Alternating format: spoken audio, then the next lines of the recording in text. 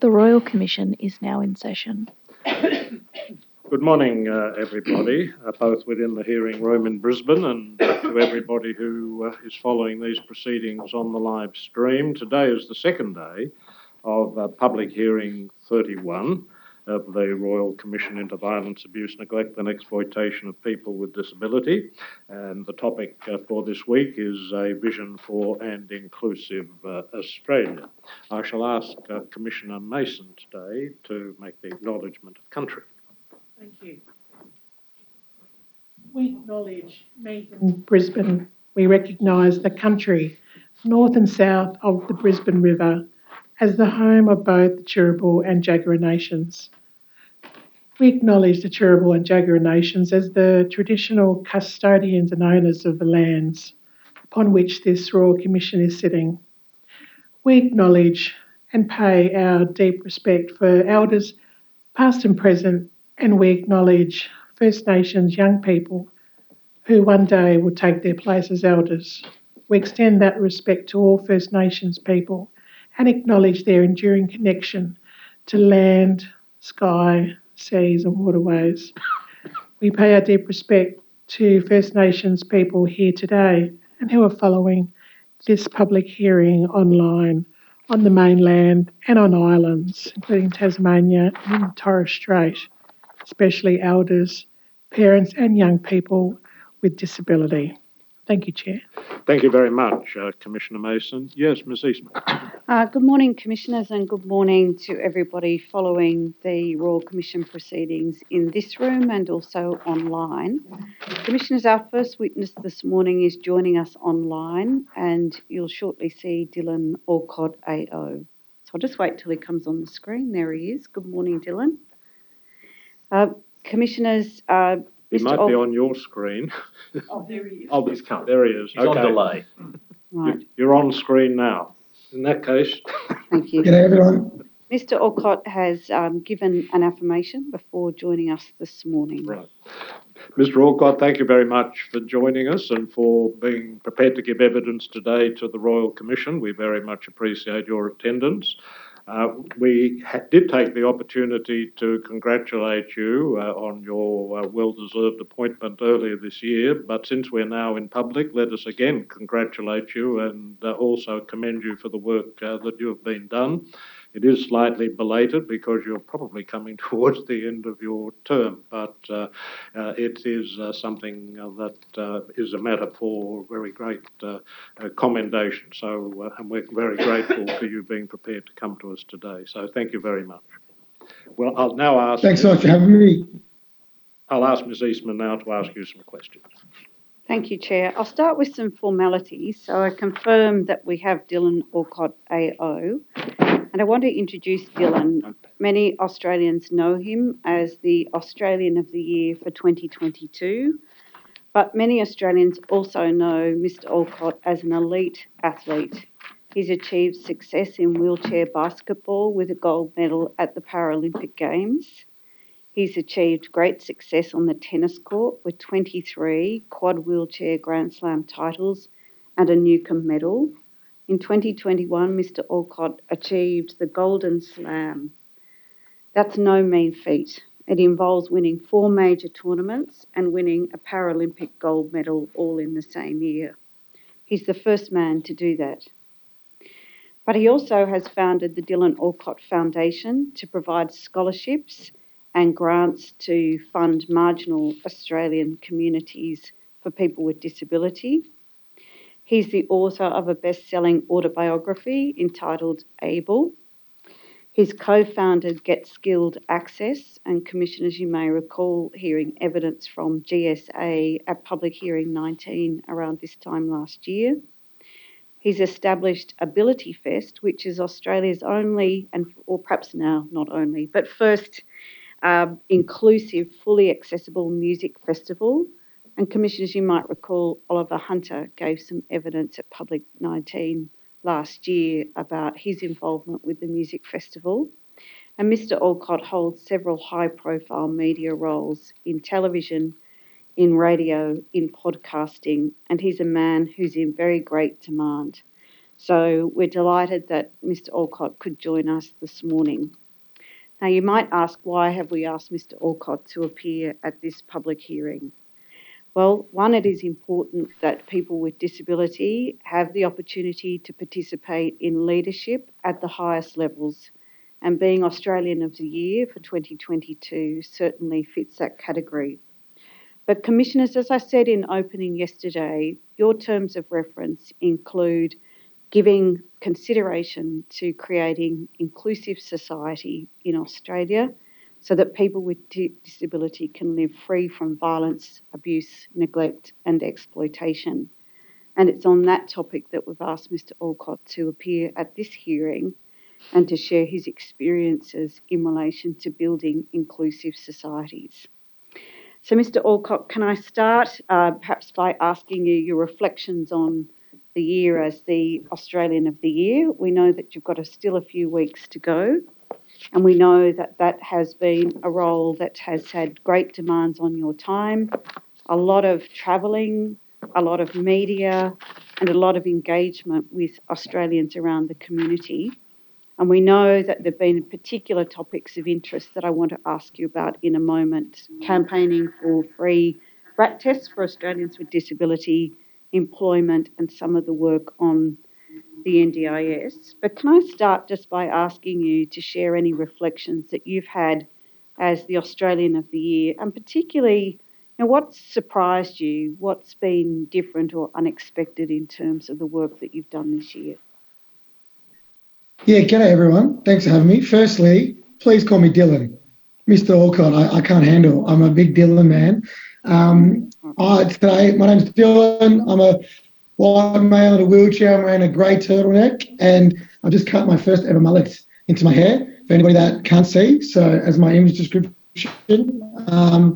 I also want to start by thanking you for having me here, but also sending a big love to everybody that's presented before, especially over the topics of, violence, abuse, neglect.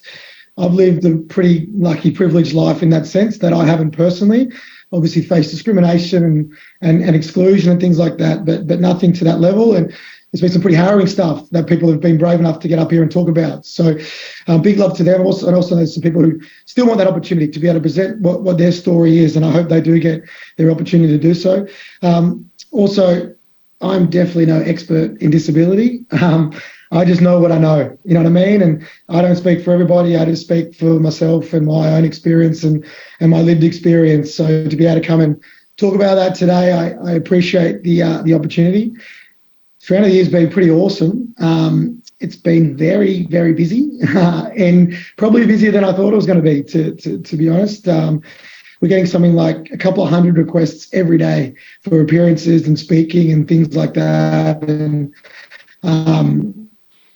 how cool is that? That people want to talk about disability. We've been able to get into rooms and opportunities that we thought we probably would never get. And we're very appreciative of it. Hope we've made everybody proud. I've got no idea how to be Australian of the Year, to be honest. All I know is how to be myself. And we've just tried our best to do it.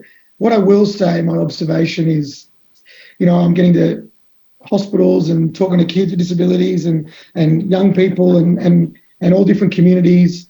People with disability don't need my advice on how to get out there and live their life. They know what to do. It's probably everybody else, the able-bodied community. And there has been a real thirst, I would say, to listen and learn and do better.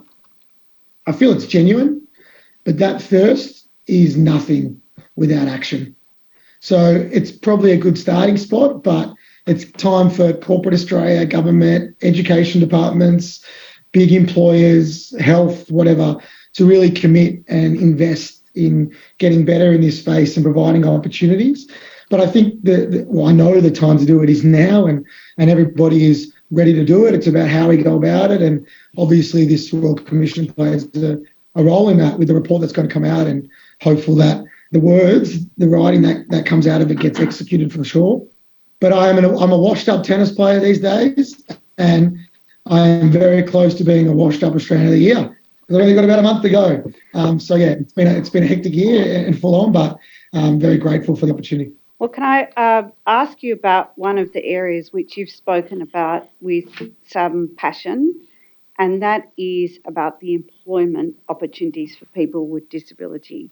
The Royal Commission's heard over the course of its work that the rate of employment for people with disability seems to sort of be stuck at the same level for about 25 years. And while there have been lots of different initiatives and plans, nothing really seems to be cutting through at the level of increasing employment participation for people with disability, perhaps as quickly as some people might like and indeed expect. So I understand you're not an employment expert, but this is a topic that you've felt very strongly about. Reflecting on the year, what can you tell the Royal Commission about what will achieve better outcomes in employment for people with disability? Yeah, look, first and foremost, not every person with disability can work.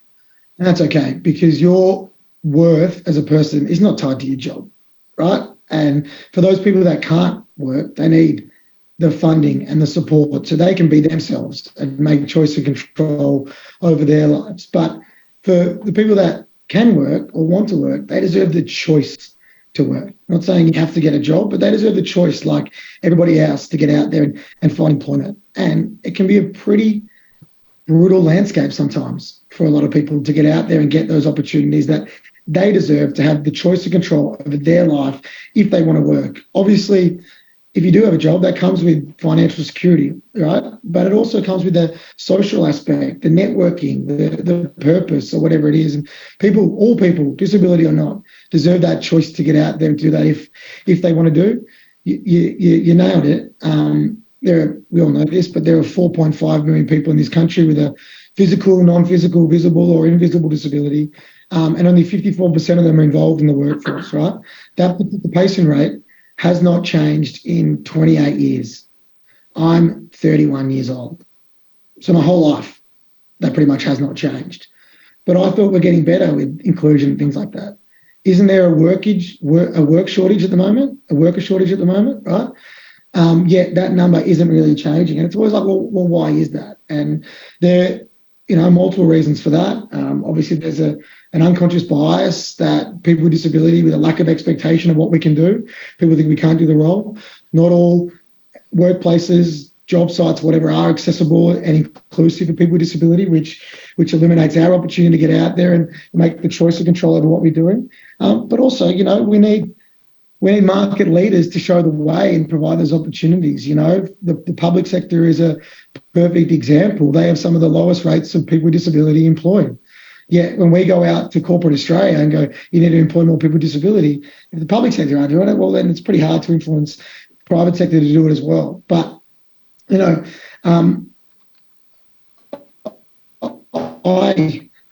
haven't really said this publicly, but I remember I went to a job interview when I was like 19, 20. It was just like a brand ambassador for this company within a university. I got to the interview and the interview was, I didn't tell them I was in a wheelchair, because if I did, I wasn't getting an interview. Turned up, it was upstairs. They came downstairs and they said, you didn't say you're in a wheelchair. I said, I must have forgotten it. And then there was an office downstairs. I said, can you come downstairs and do the interview? And they said, no, we're just going to cancel the job interview now. Right? That happens every day still to so many people with disability. And that sucks, first and foremost, right? And, there's obviously rules and laws around that so it doesn't happen. But the reason that there should be greater employment of people with disability is, there are 4.5 million people in this country with disability. And what are we? Consumers, just like you, who wants to have choice and control, just like you, who wants to make the same decisions over your life, just like you. And your workforce should represent your consumer base, should it not? Like any other business. Yet we always get left out of that economic conversation because people think we can't do anything. People think we are consumers. People think can't work, right? You mentioned it before. I've got a consulting firm called Get Skilled Access, GSA. We hire over 50 consultants and associates, and the vast majority of those people have disability. The reason we are a successful business is not because our team are disabled. It's because our team are good. So It's because they are good. Can I ask you about this in employment? One thing might be that the physical premises and the way people work needs to be accessible. So the example that you gave, if you're required to go to the second floor for an interview and you use a wheelchair and there's no lift and there's no what have you, there's an accessibility issues. That's one thing. But you see accessibility and inclusion as slightly different concepts. Can I ask you to talk to that? Yeah, well, they are. I mean, you can have the most accessible workplace ever, ramps, screen readers, a sensory room for people who are neurodiverse, whatever. Yet if that person goes out to their desk and no one talks to them or doesn't give them a promotion or sidelines them because of their unconscious bias about their disability, what's the point of having the accessibility features? You know what I mean? So accessibility and inclusion go hand in hand. We describe it as the hardware, so the hardware accessibility, and the software, which is the lifting expectation, lack of negative stigmas, the unconscious bias getting left at the door, right? And that comes down to education and training. And what is the best way to do that is to listen to lived experience of people with disability, right? You cannot speak about somebody at a table unless they have a seat at that table, right? And you said it before, like some people with disability just want a job. Fair enough, right? Just like some able-bodied person might just want a job. Other people might want a career. They might want to be in a leadership position. They might want to progress through industry and that. But if we as society do not provide those opportunities, well, then they're not going to get those opportunities to get out there and be themselves, right? And one thing that I always get asked around employment as well is, it's up to people with disability, especially invisible disabilities, to tell us about their disability and to disclose. A person with an invisible disability has absolutely no pressure to tell anybody, anything about themselves, right? Absolutely none. It's up to society and workplaces to do the work, to create inclusive cultures so people with invisible disabilities or all disabilities can be their authentic self when they go to work, if that makes sense, right? And I think it's up to, it often always falls on the person with disability to go, what do you need? Why didn't you tell us? Well, it's like, no, you do the work. You make yourself accessible and inclusive by educating yourself, investing in it, so you got a better understanding. So then people with disability can then get there and be the people that they want to be authentically at work every day and contribute. And look, we're just always trying to find ways to innovate and help. We created a jobs platform called The Field a few weeks ago where we launched. It's just like any jobs platform where people with disability can match with inclusive employers and get involved in the employment exchange. The only big difference is accessibility and inclusion is at the core because it's made by people with disability for people with disability to get out on there and get involved in the workplace if they want to do it. And as I said, we're always listening and learning as well, and we love advice from anybody with disability about what's going on in their lives to try and support in any way that we can so people get those opportunities. But I just want that participation rate to change. Yeah. I just want that more people with disability get the opportunities to get out there and be the people that they want to be. So one issue the Commissioners looked at last year where we asked large Australian businesses to give us an overview of the percentage of people with disability or people who identify as living with disability in their workforces. And I think in some of the large businesses, it was less than 1%. And then we looked at some of the governments, not all of the governments, and we looked at sort of numbers around 7%, 4%. So that sort of raised the question of, do you need to fast track by having quotas and holding business in private sectors or governments to quotas for employing people with disability? Have you got a view on that?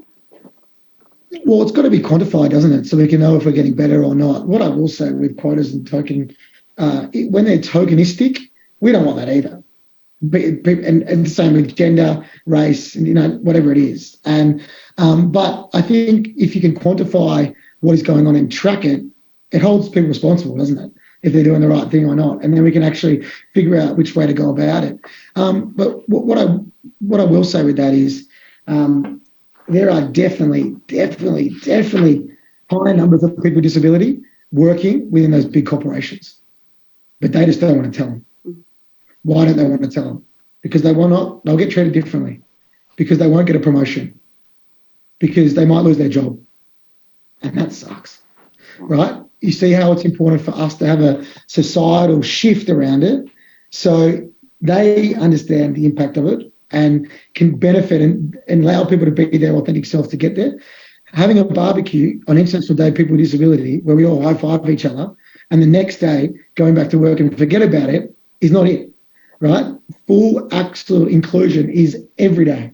Accessibility and inclusion for people with disability is every day. And it's going to enrich the organisation as a whole, because people will perform better if they can be themselves when they go to work. Whether it is a mental health struggle, invisible disability, physical disability, whatever it is. And, you know, the reason that big corporates and government should employ more people with disability, one, obviously it's socially responsible. Two, it's just good business as well, right? It's changing that narrative around something that, oh, I have to do that, to I want to and need to do that. And I think that is coming, and it is changing and things like that. But the onus isn't on people with disability to always advocate for that. It has to be co-designed together, right? So we can all get out there and have an impact.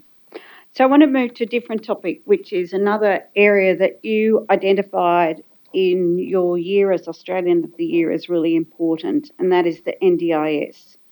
And you're a big supporter of the NDIS, but you look at it to say, how can it work better? But also, how, as a community, do we support the NDIS? And so I think you've been involved in doing some research in looking at improving the NDIS. Is that right?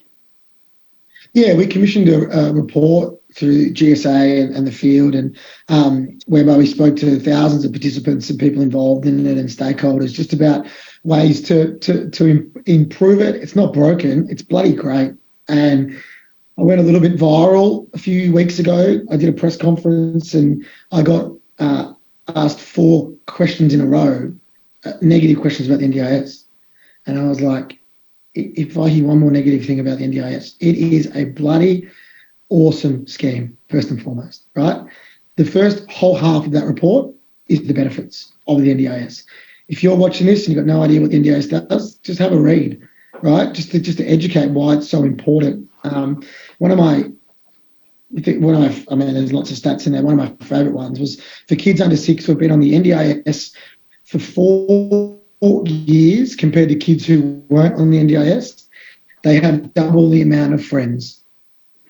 Did you know that? Like, do we hear about that? Of course not. We just hear about the cost and how it's a pain in the ass for everybody.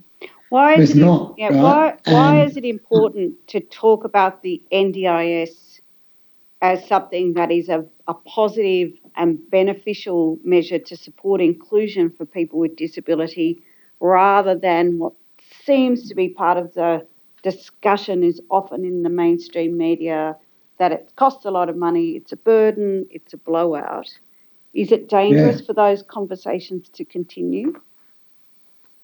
Well, do you know why we should talk about those good things? Because it's the truth, first and foremost. I know it sounds basic, but that is the majority of what's going on, is good stuff. But obviously there is some negative aspects, too much stuff caught up in the red tape, too many people with disability having to go to court to prove their disability, too many dodgy people coming in and taking money away from a neurodiverse family so their kids can get care or whatever it is, right? And the NDIS is, I read stories about, NDIS, people with disability benefiting. It's not so we can drive nice cars. It's so people with disability, high level disability, can have a shower, can get out of aged care facilities and get the care they need, get the support in their home so they can, get out and do whatever they want to do and start working on whatever it is, right? But you are the stories. We believe the stories we read, don't we, as people? And if we as a society constantly read the negative things about it, it becomes a negative spam. And it is not. And it can be very, very, very dangerous because it paints us as people with disability on the NDIS. I personally am not on the NDIS, but people on the NDIS as bludgers, handout, taking money, It's expensive. So when people in the street see people with disability, what do they think? Budgies, getting handouts, whatever it is. And it's just not true. It is an investment in our economy to increase the productivity of this country. That's why the NDIS was created, right? And like just having one of the big things about in our report is ensuring, one, disability leadership at the core of the NDIS. How bloody awesome was it when Kurt Fernley and the other board members were appointed as the leadership for the NDIA? Like I almost got up and started walking. I was that excited. I was pumped, right? Kurt, legend. And like, it's so important to have lived experience at the core, but also to ensure that choice of control is given to people with disability to make their own choices over their own life via their funding packages, right? That's the whole point of it. And if that gets taken away or whatever it is because of red tape and bureaucracy, whatever, it defeats the purpose of the scheme. Like, I remember when I was young, I got care in the home and we were just at the mercy of whoever turned up at the door. That's scary. You know what I mean? Like, at least now, as it should be, you have that choice of control of where you spend your money, what mobility aid you get, who comes into your house, whatever it is. And that's so important, and we're going to make sure we protect that for sure. Can I turn now to the topic of changing or shifting attitudes and perceptions about people with disability? And this is something which, in the work that you've done, you've changed attitudes not only for able-bodied people, but also, as you know, for young people with disability. So it's not uncommon in the Royal Commission to hear young people look up to you and say, he's a pretty fantastic guy. We've seen Dylan do this. We would like to be having the opportunities Dylan's had. So you've given people that opportunity of seeing what you can be. So you've had that role in changing attitudes within disability, but also in the broader community. And I take it that you've just sort of been yourself to do that, rather than going to how do I change attitudes course 101. You haven't done the Harvard business model of changing attitudes, is that right? Nah. Look, I get a bit weird when people call me an advocate or a role model because I don't wake up on this Tuesday morning and go, how am I going to advocate today? You know what I mean? I just try and be myself. Just for any person with disability watching, it took me 28 years to fully feel worthy of my disability and worthy of love. I'm 31. So you might think I've had it together for a while, but I haven't. And I still have big insecurities around that and things like that. But what I will say is I'm a proud person with disability through and through. And I want more people to feel the same way, really. And that comes with opportunities so they can be themselves in education, in employment, in their social lives or whatever it is. Just little things like I just can't put into words how much I used to hate myself, hated my disability, got bullied about my disability at school. And do you know how many minutes of disability education I did at school? 0. Do you know how many minutes of disability education is still done at school? 0. If we just done 1 hour once a year about disability, so we could explain to my mates why I go to the bathroom a bit longer or why I need this or why I'm in a wheelchair or whatever, it would have changed my life, right? It really would have. But we don't really do that enough. And I think we need to. I would love it if we do, you know what I mean? And there are so many, our foundation, our non-for-profit, it's called the Dylan Alcott Foundation. I know what you're thinking, shit name. We're in a rush, but that's why we went with it. And look, we are set up to build capacity in young people with disability, invest in them so they can be the people they want to be through education, through equipment to become Paralympians, employment for people that can't find work. And the same stories comes out of them just saying they just want to be themselves and they want people to support them being themselves. And look, I'm buoyant about it. This Royal Commission, for example, wasn't happening 5-10 years ago. Representation was a lot lower. Whatever it is getting better. But it's got to get better quicker, And how do we do that? We've got to all do it together. And we as a community are ready to go. It's everybody else, as you said, people, everybody else out there, government, corporate Australia, education institutions, venues, festivals, airlines, everybody's got to come to the party here and understand the huge opportunity that's in front of us, but also the good in that, what it can do. And, I get asked this a bit, and we were talking about it before, 5, 10, 50 years, where do you see disability? I mean, I want it to happen yesterday, to be honest. But if we can look back in a few years and just go, shit, disability is normal, because you are seeing it everywhere, right? It absolutely sucks that you only see a handful of people with disability. Whether it's me, Chloe Hayden's killing it. I know she was on the Royal Commission yesterday. Kurt, whoever it is. I just 100% want to be redundant. And there are so many other voices of people with disability that deserve to get heard. They really do, right? And, I was even uncomfortable coming here talking to you because I want other people's voices to be heard. And we are getting there. But and the way to get there is through mainstream representation in our mainstream schools, in our workplaces, in our leadership positions within our workplaces, on our boards, in our parliaments, on our screens, because you can't be what you cannot see. And, there are thousands, hundreds of thousands of people with disability ready to take up that opportunity. But if those doors aren't open to do it, you're not going to get there. And I am one of the unfortunate few who had those doors opened. You know what I mean? And I want more people to get those opportunities so they can, live their life and be normal and make their own decisions just like anybody else. But yeah, that disability, look, I think being authentically yourself and working your ass off, but also being really vulnerable can be really hard when you have a disability, because you open yourself up. And when you open yourself up, you often don't get support, right? And that can be scary. But I luckily had support from family, from friends, from industry. And that's why I can be myself every day and be vulnerable. And I think that's why we were able to have some cut through. But you can't expect all people with disability to win Paralympic gold medals and to be able to go on TV and talk about whatever, right? But they also, even if you can't, deserve the exact same opportunities that someone like myself have been able to get. You shouldn't just be a gold medal Paralympian as the only reason why you can get out there and be who you want to be. So what is the key to creating safe and inclusive environments for people with disability to feel proud of who they are? You use the word normal. Can I suggest I might put it as part of the broader human diversity? But normal is a bit of a troubling word for us. But how do you make people feel safe and included in places? I didn't say.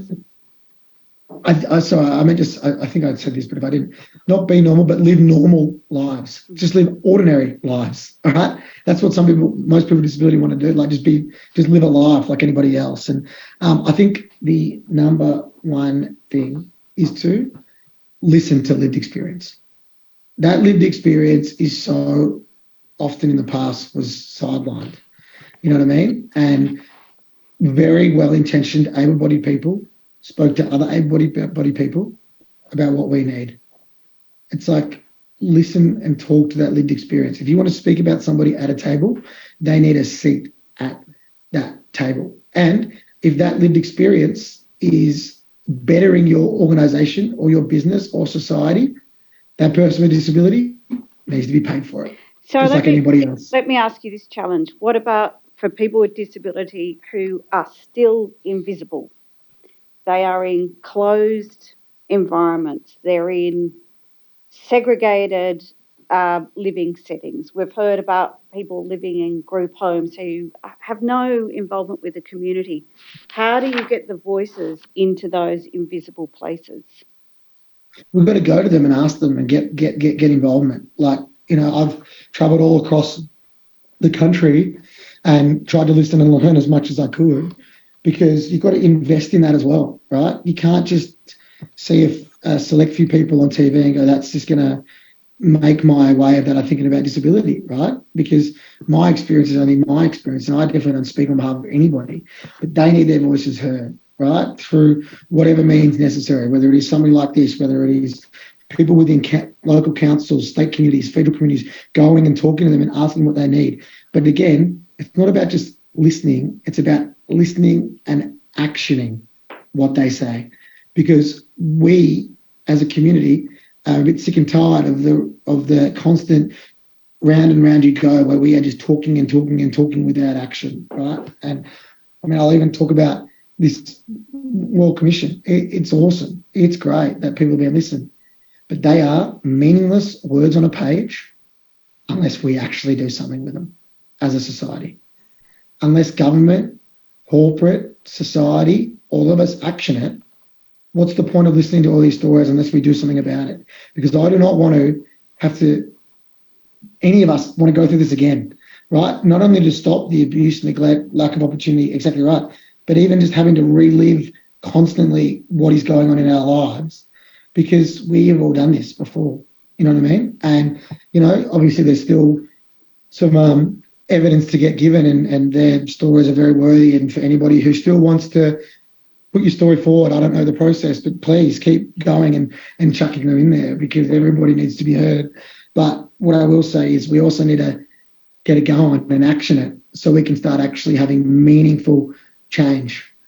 So these horrible instances don't happen again, but also the next generation of young people with disability can get any opportunity they want in life, just like anybody else has that same opportunity. And especially for people who are in segregated communities where they don't feel like they are listened to. So I'm going to pin you down about how you action, because and I think you've frozen just at this critical time. I don't know if you can still hear me, Dylan. But if you can, I'll ask the question. If not, we'll get you back in. It's not sounding promising. No. Sorry, everyone. Good shot.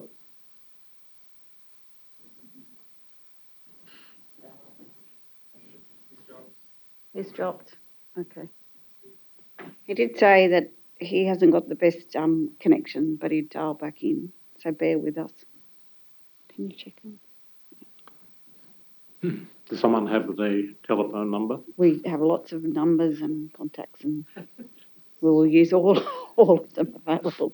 Piece of paper we can hold up. He did.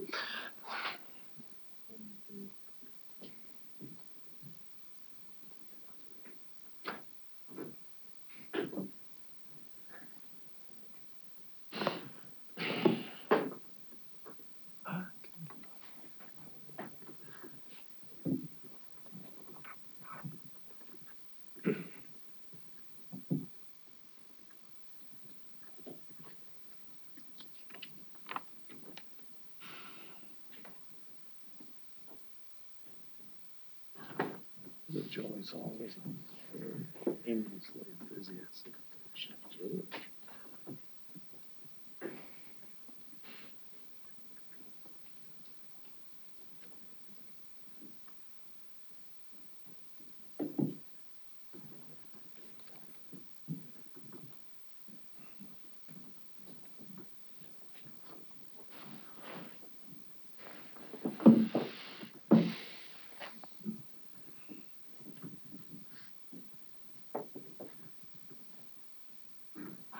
Still all quiet on the southern front? It is. If the commissioners would prefer to wait outside, then happy to have a short adjournment, but I am keen to No, we're very happy to sit and evidence wait. going. I'm sure.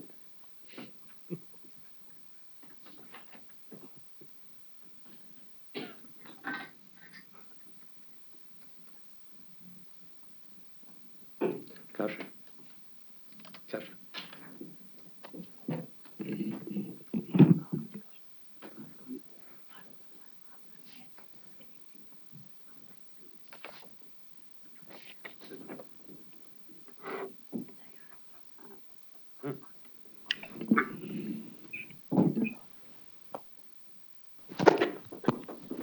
Thank you, Dylan. Anyway, I'm back. Can you see me and hear me? We can see you in here. I thought you were trying to avoid my difficult question. I am so sorry. I've got construction out in front of my house and they're drilling and my internet just went very weird. So I'm on my phone. I'm very sorry about that. No problem. So what I was going to ask you is we've talked a lot this morning about accessibility, inclusion, and it just needing to happen.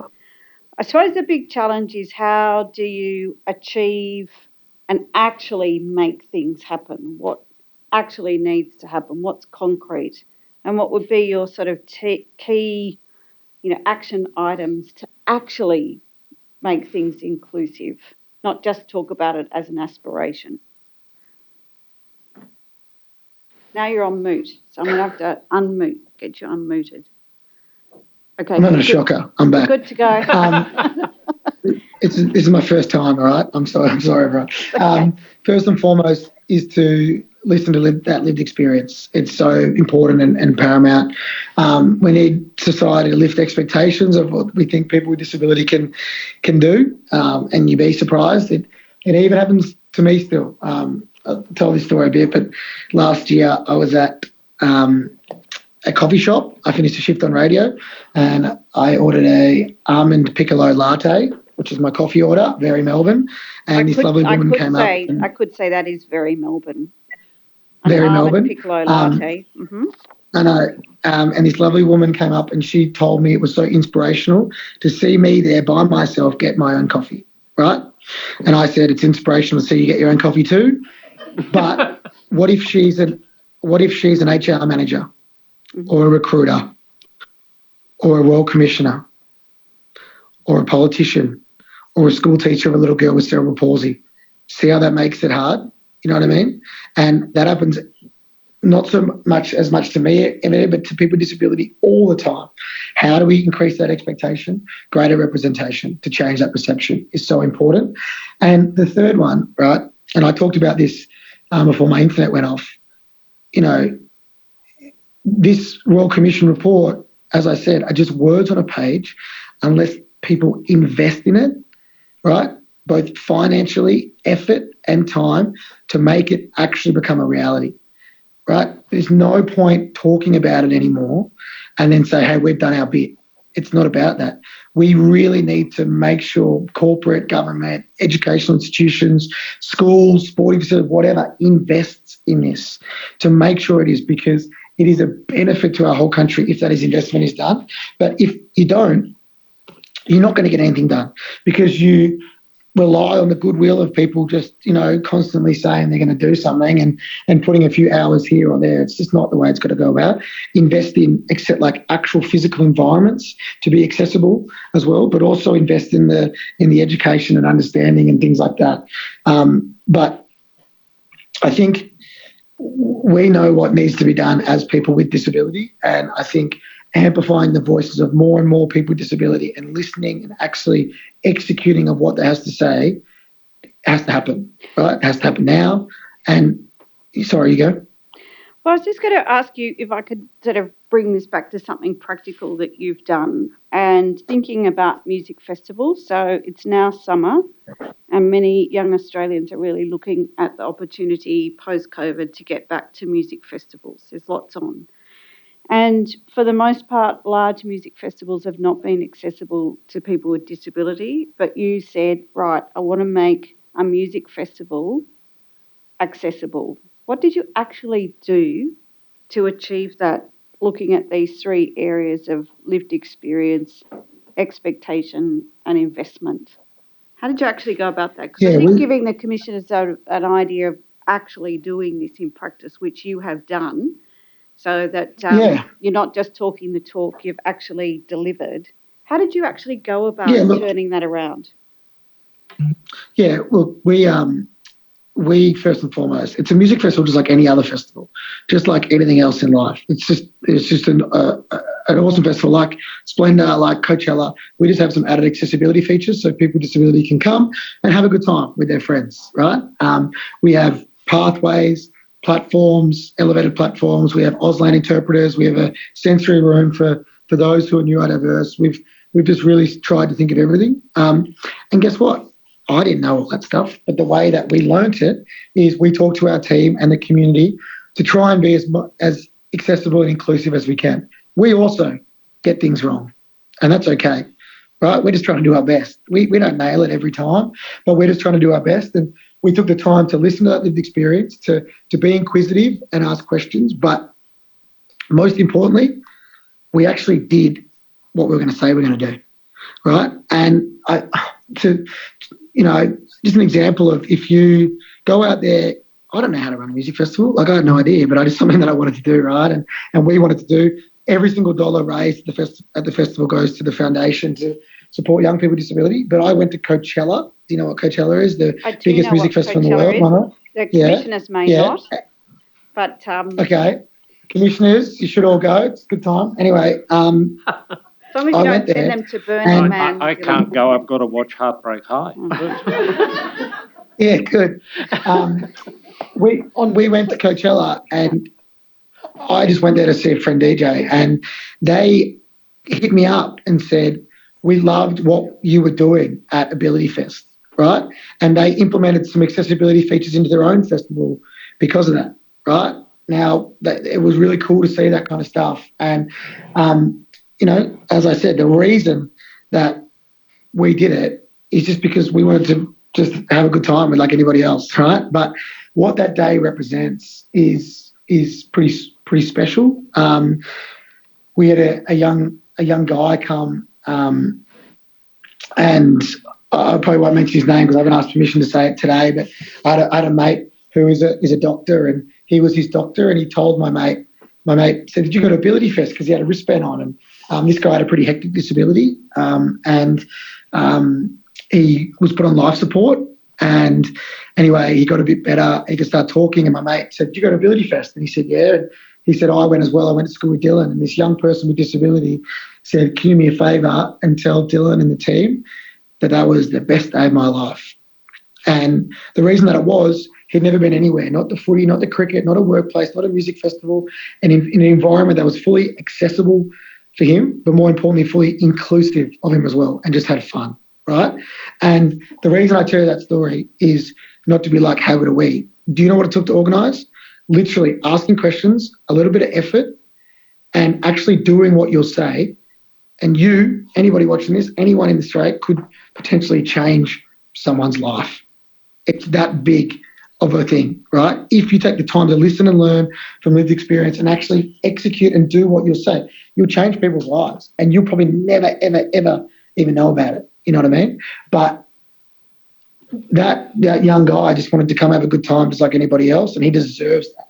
Just like anybody else deserves choice and control where they want to work, where they go eat food, where they go on a date, if they even go on a date, what app they use, where they travel, what plane they go on. And it's the time to do that is now, and it's up to all of us to work together to provide those opportunities and co-design it so we can do it. Is there any reason why music festivals across Australia can't adapt what you've done to make all music festivals accessible? They already are, which is cool. Yeah.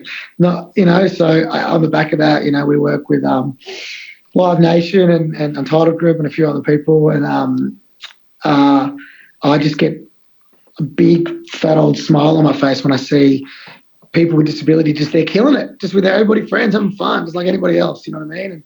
And to answer your question, there is no reason. But you also, if you're an able-bodied person watching this and you feel bad that you haven't been doing enough, it's okay. You don't know what you don't know. And that's all right as well. Like, I'm not always like complaining and things like that, because I understand you don't know what you don't know, and that's all right. But there are many resources, not just our ones, of where people can listen and learn and educate how to be a better ally, but also how to how to fast track being able to support in accessibility, inclusion, and disability, and whatever it is. But a really good way to do that is as I said, through mainstream representation. And not just saying this because you mentioned it before, but like, I was so almost 4 then, bloody pumped just to see Chloe on Heartbreak High being herself, right? Just killing it, right? And that's powerful for her community and her disability and whatever it is, our community as a whole. whatever it is. And but as I said, I think Chloe will attest. It's not just about us getting up here and always being that opportunity. It's about, across all industry and all levels of everything that is done, having people with disability in leadership positions to be able to influence that. And that's probably the best way to get people to care about it, because through that lived experience, you get that connection to it. And that's the best way to get that change. So I've got two more questions to ask you. One is about the importance of disability advocacy, not only for self-advocacy at an individual level, but also collective advocacy as a movement for change. And what, in your travels as Australian of the Year, have you really noticed about the importance of disability advocacy, either at an individual level, but the work that the disability advocacy groups do? Yeah, look, firstly, I don't want to downplay being Australian of the Year because it's obviously a big honour, but the day before and the day after I won Australian of the Year, I'm the same Dylan. I didn't really need to win an award to do what my purpose is, which is to change perceptions so all people with disability can live the lives they deserve to live. That's the reason I get out of bed. It's not to win Wimbledon, it's not to win gold medals, and it's definitely not to win Australian of the Year. In saying that, obviously, it's a huge honour, and I'm very grateful for it. But, January 25, when it gets passed over, I'm not going to just shut up shop and go live on a beach somewhere. This is the reason that I do everything. The reason I am Australian of the Year is not because of me. It's because of because of people that have changed their own perception of disability, shared anything, but most importantly, because of the people with disability that came before me and that are here right now. And you just said how important are these advocacy groups right across Australia. They are bloody pivotal. And they've been doing it a lot longer than I have, and they know a lot more than I do. And they have been fighting an incredible fight for so long, to make sure that I can do what I'm doing now. You know what I mean? And I know all of us have one big common goal, which is to leave our society in a better spot for other people with disability that are about to come, right? Or are here right now. And, often people are sidelined with their opinions of what they have to say, especially people with disability, because they might not have the profile of someone like myself, and that sucks, right? They deserve to be heard just as much as anybody else and things like that. And how cool is it? I bloody go on I'm old now. I was 32 last week, so I'm washed up. But I'm going on Instagram and TikTok and just seeing these incredible disability advocates doing some of the coolest shit I've ever seen, right? If I had seen that, that would have been unbelievable for me as a young person. I love it. It also comes with a double-edged sword, is you read some of the comments and they are heartbreaking as well. So if you are somebody who is able-bodied watching this, who is trolling or whatever, just think about the consequences that it comes with, I get it quite a fair bit, but I'm used to it, you know what I mean? And that's okay. But for young people who are just trying to be themselves online, showing their disability, if you are a person with disability watching this and you want to be your authentic self, do it. And if there is someone that gives you a hard time or bullies you about your disability, stuff them, because they aren't worth your time, you know what I mean? But the uprise of people who are proud of their disability and are advocating and things like that is pretty special. It really, it's really cool to see. It really is. And, I want to be redundant. I feel like I am getting redundant, and I am loving that, especially from some of my mates at the Paralympics, watching the Paralympics and hearing what they all said afterwards, like Matty Rosario and Jared Clifford and that. I was like, geez, I am not needed anymore, because they are much better than me, and they're going to kill it definitely in the years going forward. All right, so last question really is anything you would like to say to our commissioners about a vision for a future and the extent to which the Royal Commission's work is informed by a collective vision of an inclusive Australia in the future. So over to you for the last words. Oh, look, firstly, thanks for having me. I know we're going to go for 30, 40 minutes, but I've crapped on a bit, and also the dodgy internet. So thank you for bearing with me.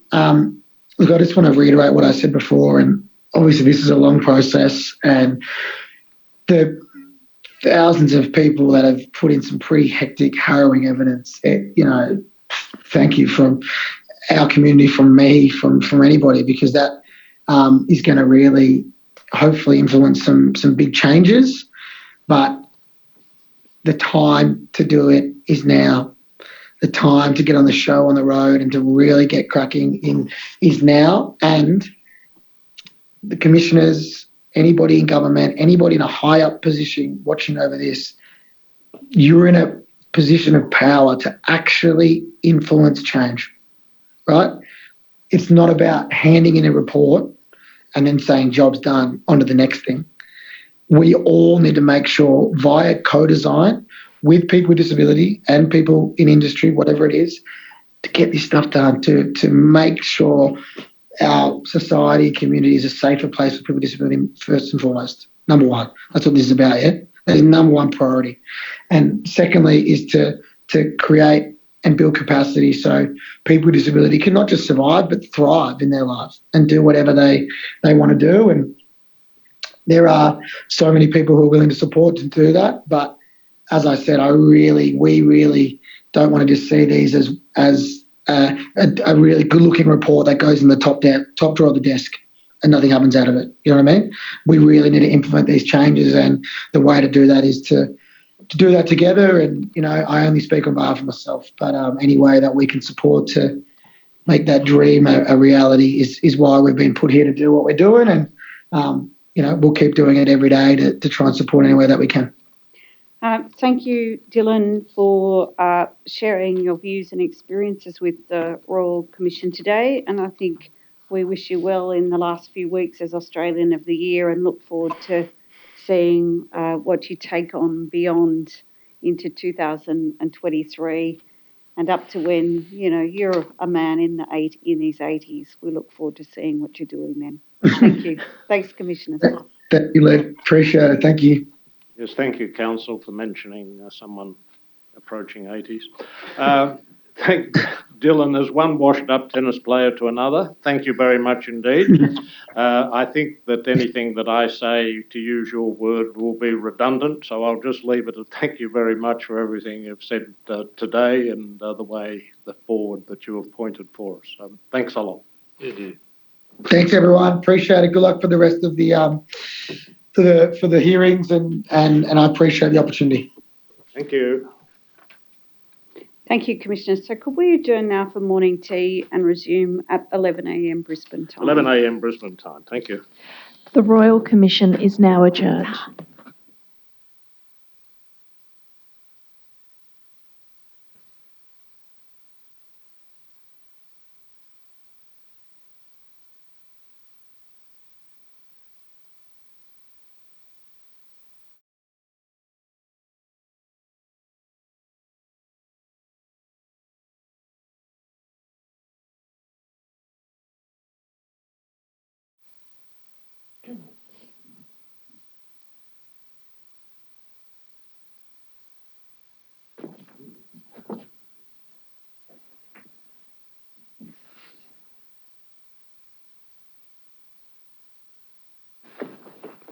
The Royal Commission is now in session.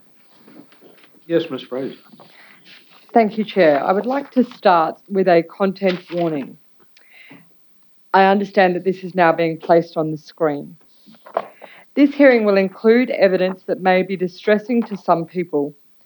It will include accounts of violence, abuse, neglect, and exploitation of people with disability, and may include references to suicide and self-harming behaviour. If you would like support for any concerns raised,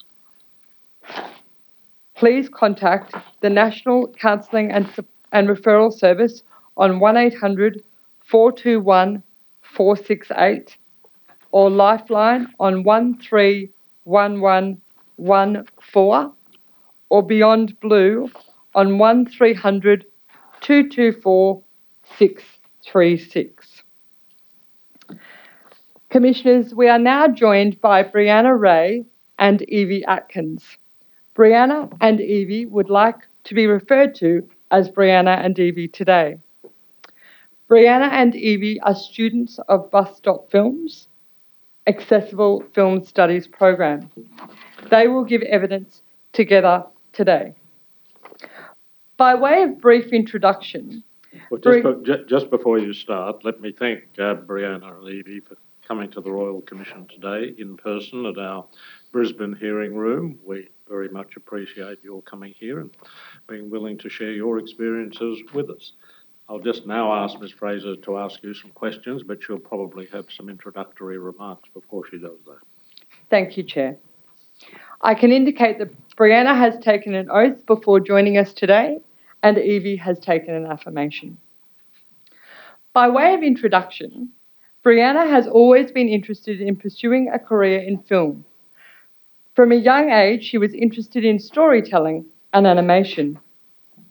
In the future, Brianna would like to work as a director or script editor in animation.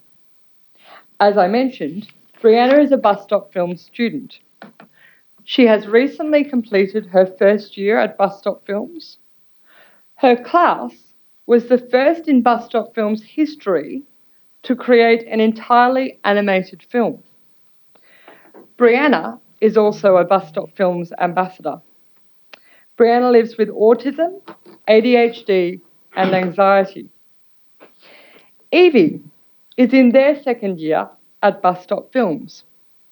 They work casually as a voice actor for a startup company that creates physical books and audiobooks. Evie heard about this job through Bus Stop Films.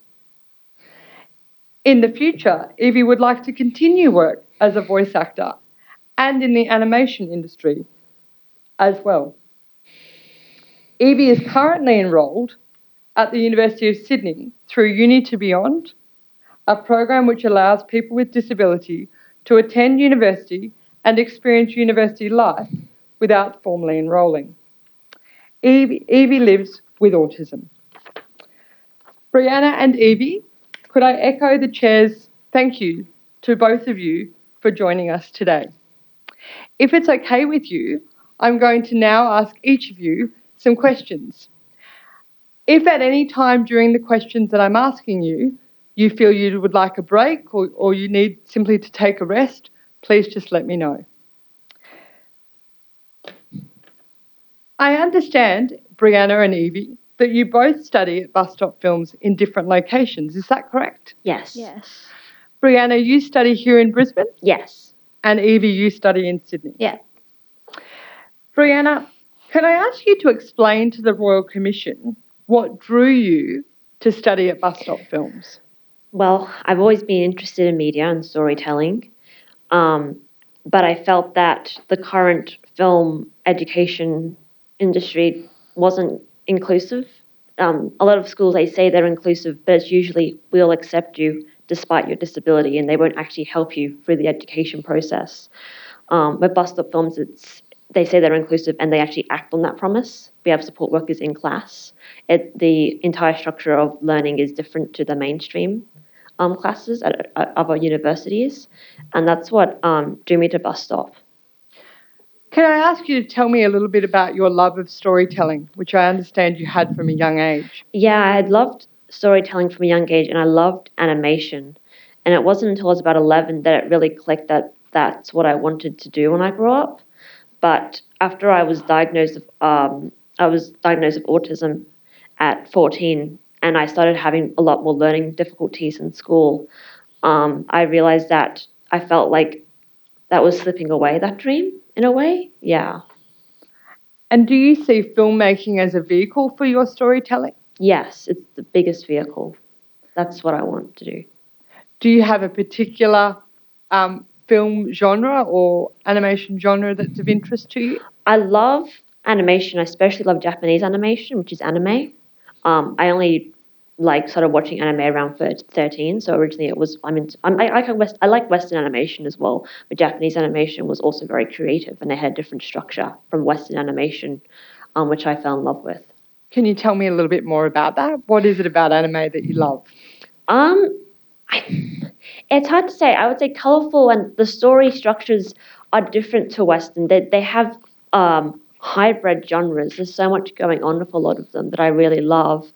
In Japan, animation is seen as a medium for adults and children. So you have such a wide variety of children animation shows and adult anime. Whereas in the West, there's still a lot of disrespect towards animation, seeing it as, oh, it's just a kid's thing. And I mean, our children, they're very impressionable. And so animation should be looked at as more important because that's the first thing that children usually watch. So that's why I'm very drawn to anime on the side because it's taken very seriously in Japan. Evie, can I ask you? Yeah. I understand that in addition to your study at Bus Stop Films, you also have a part-time job. Would you be able to tell me about that job? Oh, well, so basically, I have a casual job at this, group, called Wonder Chums, which, they basically, create these different characters who all have different strengths or superpowers, and so that kids and everyone can feel empowered to be themselves. And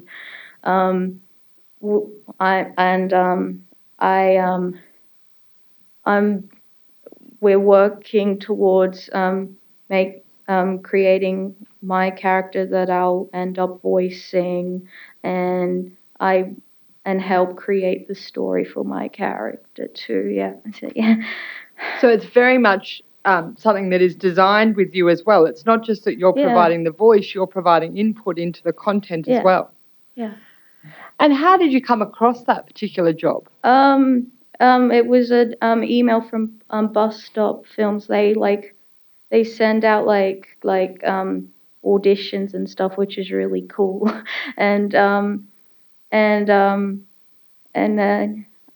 and I was like, oh, there's voice acting. I really want to do voice acting. And so then I did some recordings, and yeah. How does it make you feel to be involved in something like that? Just great. Because cartoons have been a huge part of my life. So I was diagnosed as autistic when I was 4, but I didn't know until I was 12. So pretty much my whole life, I felt like I was like a burden or a pawn to society. Like I wasn't allowed to talk or speak up and make my own decisions, that I had to follow adults and people older than me, and I kind of felt alone. But then when I was watching ABC Kids and stuff, and I saw cartoons and show and live action shows like Play School and Sesame Street, I felt less alone. I felt like I had friends in another universe that I really wanted to connect to so badly. And when I went through puberty, some of these feelings became romantic, and I started having crushes and serious romantic feelings towards certain cartoon characters. I've had 6 of them, and I want to spread the message of how there isn't just our world, there's other worlds that we create, kind of like gods, and that everyone can have a friend, even if they're not human. And yeah. Can I ask each of you, in terms of, I understand that you're both in your second year at Bus Stop Films. Can I ask you, starting with you, Evie, can you tell me about the learning experience for you at Bus Stop Films? What does that look like for you? Well, for me, the education is really it's really good. Some of it is hands-on, and we get first experience and first-hand experience of certain parts of filmmaking, and we hear from other people from the industry, and they talk about what they do, and and it's really interesting hearing from other people who are in that industry and like what inspired them and how they got there and why they love doing what they do, and the information is easy for me to take in. So it creates something that feels very inclusive for you. You feel included in the industry as part of Bus Stop Films. Yeah. Brianna, can I ask you your experience of learning at Bus Stop Films? From day one, my tutor, Veronica Wayne, was it was very important to her to teach us about film while also getting the group of the class, which is 7 classmates in my class, to bond and socialize, because a big part of in film is the relationships that you build. That's going to help you creatively. Films can fail if the relationship between directors and all of that isn't gelled. So that was something that she really put a focus on at the very start. So when we got into the more serious stuff like script writing and then production design, we were working together and building those friendships, because for a lot of disabled people, bus stop might be their first time in an education environment after high school. And a lot of disabled people come from high school with bad memories, with trauma from that. I'm 25, and I was terrified to step into an education environment because of how bad my experience was through primary. So it was like the first environment where it went at my pace, and I was repeatedly reassured that, yeah, you can have a say and you can step out the classroom, and no question was considered stupid. It was like every question was important. That's how you learn. And you're actually supported at Bus Stop Films by a neurodivergent worker within Bus Stop Films, is that correct? Yeah, we do have a support worker who's neurodivergent. A lot of our support workers, what Bus Stop Films does, they make sure that every support worker has some sort of job or studies within the film industry. They have to be either in the arts or studying film or be working in film themselves. And we do have neurodivergent support workers, at least in the Brisbane classroom, who are in the arts as well. So that's really nice to have an older adult that can take on that mentorship, yeah. And how does that make you feel in terms of that? Do you see that person as a role model? Yeah, it's like you feel seen, because a lot of older autistic people that I met, they've only been recently diagnosed themselves within the last few years.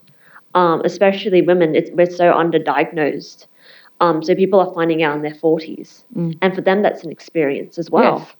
Yes. So we have people who are coming in as allies, and it turns out they were part of the community all along and they didn't know it. So that's such an important thing, and I think it's important for them to also be part of Bus Stop as a support, because they're like seeing the next generation, they're helping with their experience and what they've been through. And can I ask each of you how it makes you feel to be able to interact with other film students, perhaps from universities and things like that? Brianna, how does that make you feel? It's really fun. A lot of the Griffith Film School, so with Brisbane class, we work out of the Griffith Film School at the South Bank campus, and a lot of the Griffith Film students that I worked with this year, it was their first time experiencing working with disabled students. There was one student who was also on the spectrum. That was really cool. But I think it also highlighted that there is still a big divide, because some students who are on the spectrum can't get access to the NDIS, and they probably would flourish within Bus Stop, and instead they've gone mainstream because they don't have access to the NDIS, because the NDIS uses high functioning as a gaslighting term, and so they use that to I know so many autistic people who would love to learn film and stuff, but they can't get on the NDIS to help fund that. But from your own experience, you have a positive experience of interacting with those. Yeah. And Evie, I understand that the Sydney campus is actually located in close proximity to Fox Studios. Yeah. How does that make you feel in terms of going in and learning your film studies at somewhere that is a place of such amazing productions? Oh, it's very cool. I feel I feel kind of professional. I feel like I'm part of the industry sometimes. That's fantastic. Brianna, I understand that you're also a Bus Stop Films ambassador. We'll be speaking with Tracy Corbin-Matchett from Bus Stop Films in a little while, and we'll talk about the ambassador program. But can you tell me, from your perspective, what does that program involve? For me, it's advocacy and educating within and outside the classroom. Can do public speaking and stuff like that is important. I was appointed as an ambassador at the end of September this year, and I did a workshop in October. So I'm still quite new to it. But going into 2023, there's a lot of things that will probably be happening. So I'm one of 7. So yeah. I understand you gave a very good speech just last week at the Bus Stop Films event here in Brisbane. Yes, the How showcase. did it feel to give that speech to a group like that? It was really exciting because I got to write the speech and I sent it back for feedback, and everyone at Bus Stop at the headquarters were like, "No, that's great. We don't want to edit it. You say that, you speak from the heart." And I had 5 paragraphs to do in 3 minutes, and that was kind of scary. And I did it in front of 100 people, with a lot of people that I knew who came along. So it was enjoyable, and it is nerve-wracking, but I'm really glad that I've been encouraged to do that. I've had experiences in the past where I've had even friends, they've discouraged me from public speaking because I'm autistic. Like, "Oh no, you're anxious. We left you out of this event because we didn't." And that wasn't to do with Bus Stop, by the way. That was like something different. But Bus Stop is like, no, well, you can do public speaking and you can take your time with that. And with that encouragement, that just boosts my confidence so much. Evie, I could see that you were a little bit distressed by Brianna, by her response to that when she was saying that she had friends who have excluded her from speaking opportunities and things like that in the past. How important do you think it is for someone with autism or another disability to be given those sorts of opportunities? Okay. Very, very, very, very, very important because because at school, it's weird because at school I felt I was scared to talk in front of people because of a weird incident in year 5 where I didn't crop an image and then the teacher pointed it out and I was so embarrassed. I didn't want to speak again and I had, for me, I have so much to say, and for my whole life I've had so much to say, but there were times where I tried saying something, but then I got turned down or got in trouble, and I'm always now terrified of speaking. But then when I do speak and say what I want to say, I feel like I matter. I feel like people would hopefully listen to me, and I just want to be heard. I just want to be heard. I want to be taken seriously. I don't want to be a pawn in some game. I want to be an equal. I want to be like a queen of a chess set. I like that analogy. I understand that you are both, I think it would be fair to say, fans of Chloe Hayden, and she gave some evidence yesterday about the importance of people without disability listening. And I know Dylan Alcott gave the same evidence this morning, the importance of listening to people with disabilities. And that's effectively what you're saying, Evie. Brianna, do you have the same sense? Yes, with most things, when it comes to marginalised groups, it's important that people not only listen, but they leave the conversation and process what that person's being said and what that means to them and what that means to that person and how they can help and contribute. It's one thing to listen. I find I listen, and I have ADHD, and things can go in one ear out the other, but it's important how do we retain that information and meditate on it in the after fact. Yes, and then affect positive change. Yes. Yeah. Can I ask you, Brianna, how do you perceive that disability is currently portrayed in the media? Not enough. Look, when it comes to disability, there are so many different types of autistic people. I have trans autistic friends. I have First Nations autistic friends. Disability affects every group of human across the world in any group. And we are sitting on top of a gold mine of enriching stories that can change perspectives, and we're scraping away at it with a toothpick. And there's so much to be done. And I'm at the very start of my career, but I would hope that I can look back in 40 years' time and think that dramatic change happened in my lifetime, that I can help towards that. I want that to have meaning. I want to be represented, but I also want my other autistic friends from different intersections and how that works for them, and I want them to feel represented as well. So that's something that's very important to me, that different types of disabilities from all walks of life can be seen on screen and also behind the scenes in directing and writing. And Evie, what do you consider is the power of media to change people's perceptions or understanding of disability? I guess.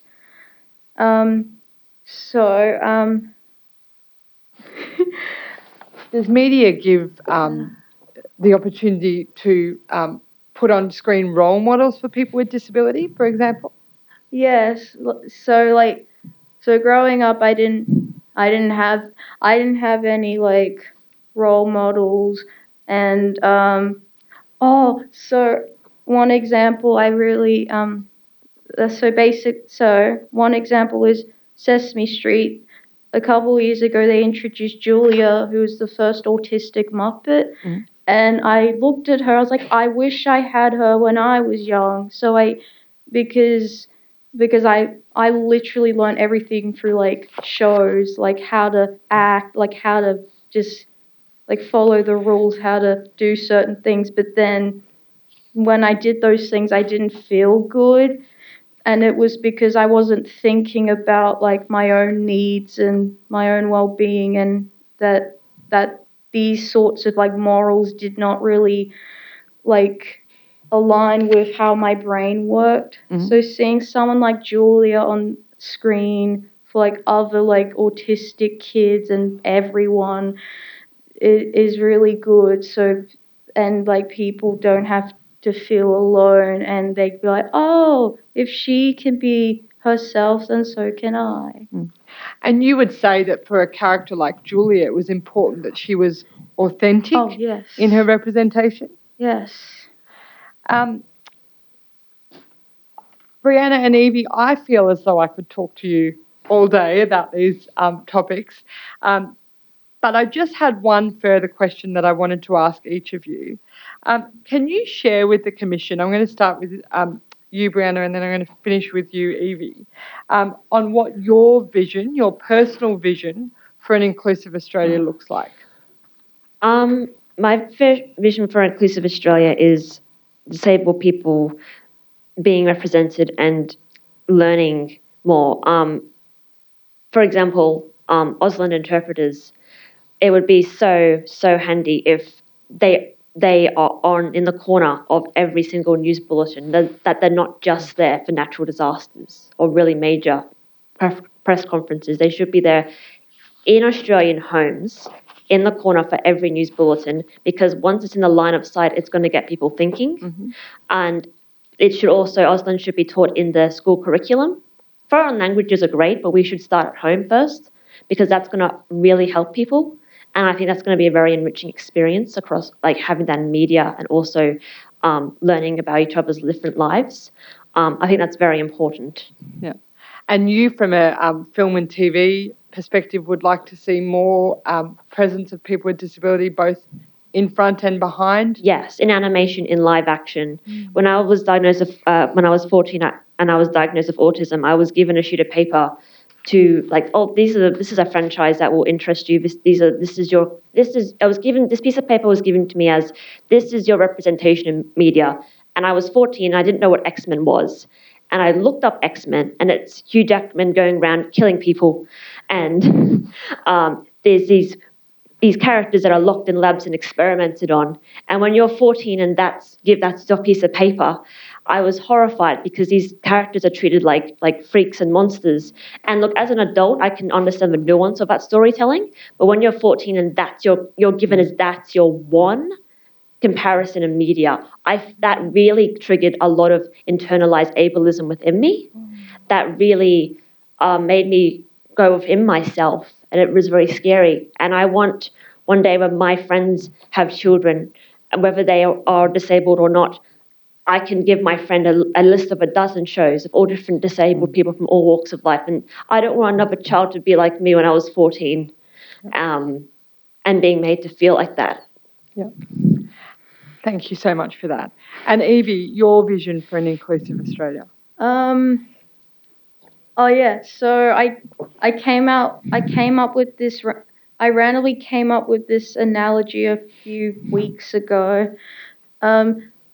So though, despite that fact, I'm 20. I still feel like a kid. So I thought, for my vision for an inclusive Australia would be basically like a kid at a carnival where there's like so many options to choose from, like rides and like food and stuff, and just simply just going up there, like doing a simple little process by like giving out a ticket and simple, and then and then getting the experience, and also like just everyone being able to get what they want and get what they need and not feeling alone, and like especially with like mental health problems. I hope that like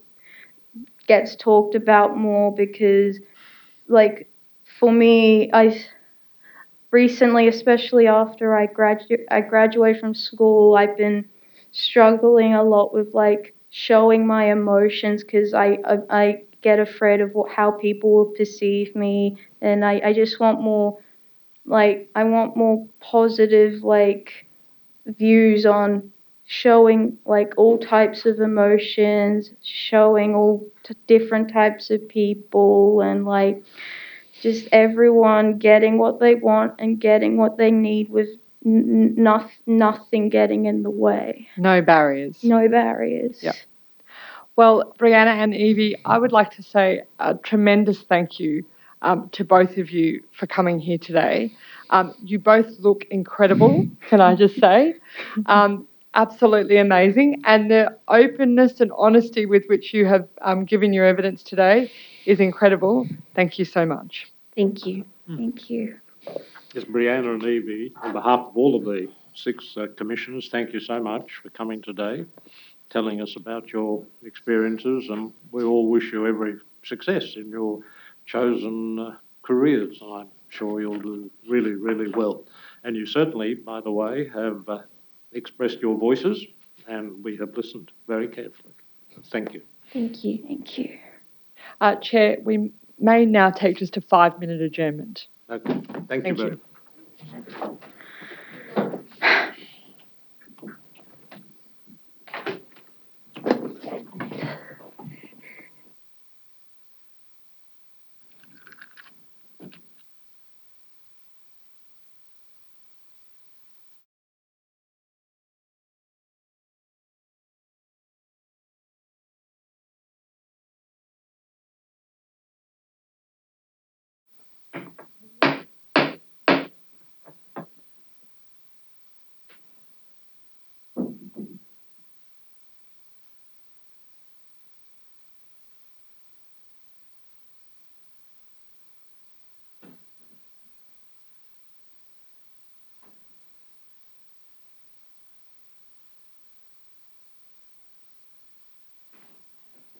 The Royal Commission is now in session.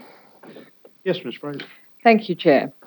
Commissioners, the next witness is Tracy Corbin-Matchett, the CEO of Bus Stop Films. Ms. Corbin-Matchett has provided a written statement to the Commission dated 23 November 2022. Ms. Corbin-Matchett has sworn an oath before joining us today. Yes, Ms. Corbin-Matchett, thank you very much for coming today to give evidence in our Brisbane hearing room. Thank you too for the statement that you have provided. We all have that statement and we've all read it. So we thank you very much for that. If you would be good enough to follow Ms. Fraser, she's going to ask you some questions. Thank you very much. Thank you. Ms. Corbin-Matchett, your full name is Tracy Corbin-Matchett? Yes. And you've sworn a statement for this commission? Yes. Dated 23 November 2022? Yes. You're familiar with the contents of that statement? Yes. And you confirm that it's true and correct? Yes. Thank you.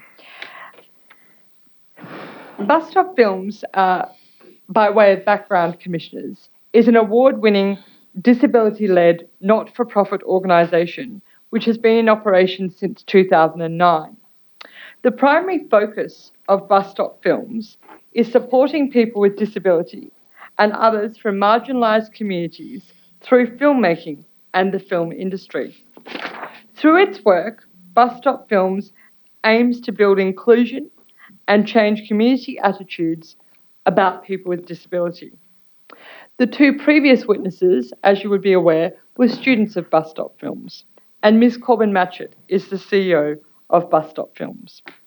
Thank you for joining us today, Ms. Corbin Matchett.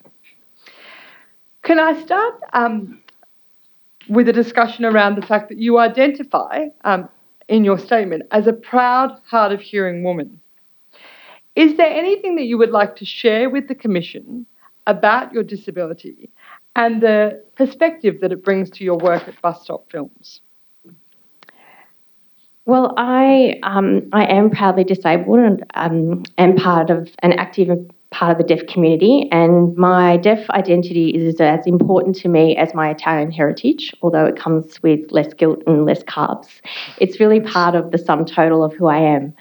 I started to lose my hearing later in life, though it's likely it's something I had from birth, and as a parent of a hard of hearing child, I had been part of the deaf community for coming on to 20 years now. So it was a community that I'd always been part of and had that relationship with. To come into the position of being CEO of Bus Stop Films and seeing the amazing work that we do to contribute to the lives of people with disability brings together things that I love: advocacy, creativity, and the rights of underrepresented groups. And as someone who never saw themselves or never envisaged that I would be identifying as disabled, to work for an organisation now that encourages, supports and gives opportunity to people with disability has allowed me to come into my own and to create a safe and culturally safe place for my staff to proudly identify as disabled. And me coming into the organisation and the culture that we have has created an environment where people with disability do want to work with us because it is a culturally safe place and an organisation that really supports and drives inclusion at all levels, from the CEO, from the board, down to our amazing participants that we just saw before. Bus Stop Films is an interesting name for the organisation. Can you tell me where that name came from? The name originated from the first film that was created by Genevieve Clay-Smith and Eleanor Winkler, who established Bus Stop Films in 2009. The first film that they created together, Be My Brother, was set at a bus stop. It starred the amazing actor Gerard O'Dwyer, and it won Tropfest, and Gerard won Best Actor, and that was just a pinnacle moment for the organisation and for filmmaking, and they birthed the name. But a bus stop is also a place where we will see people from all walks of life. It is really a snapshot of diversity. You will see people from different ages, cultural backgrounds, ethnicities, genders, sexuality, education, all coming together for the sole purpose of going on a journey. And that, to us, is about inclusive filmmaking, coming together, intersectionality, and taking people on a journey.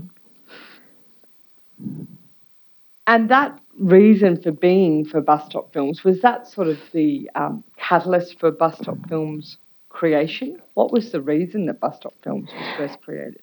It was first created by Genevieve Clay-Smith and Eleanor Winkler together, and Genevieve, as a baby filmmaker making a project for Down Syndrome New South Wales, met Gerard O'Dwyer, who identified as a person with disability wanting to become an actor, that there wasn't really a pathway for him, and making that film together and making it inclusively, and we literally started in a friend's lounge room. They realised that there was a real gap in the industry for pathways for people with disability to be actively engaged on both sides of the camera.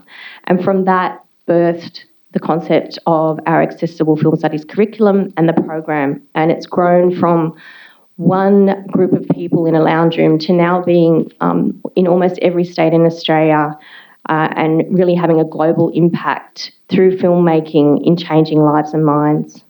And we've just heard firsthand of the impact that the program has had on two of your students, Brianna and Evie.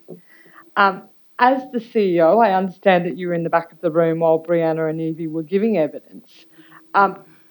Appreciating where Bus Stop Films has come from or where it first began, how does it make you feel to hear students like Brianna and Evie give their evidence?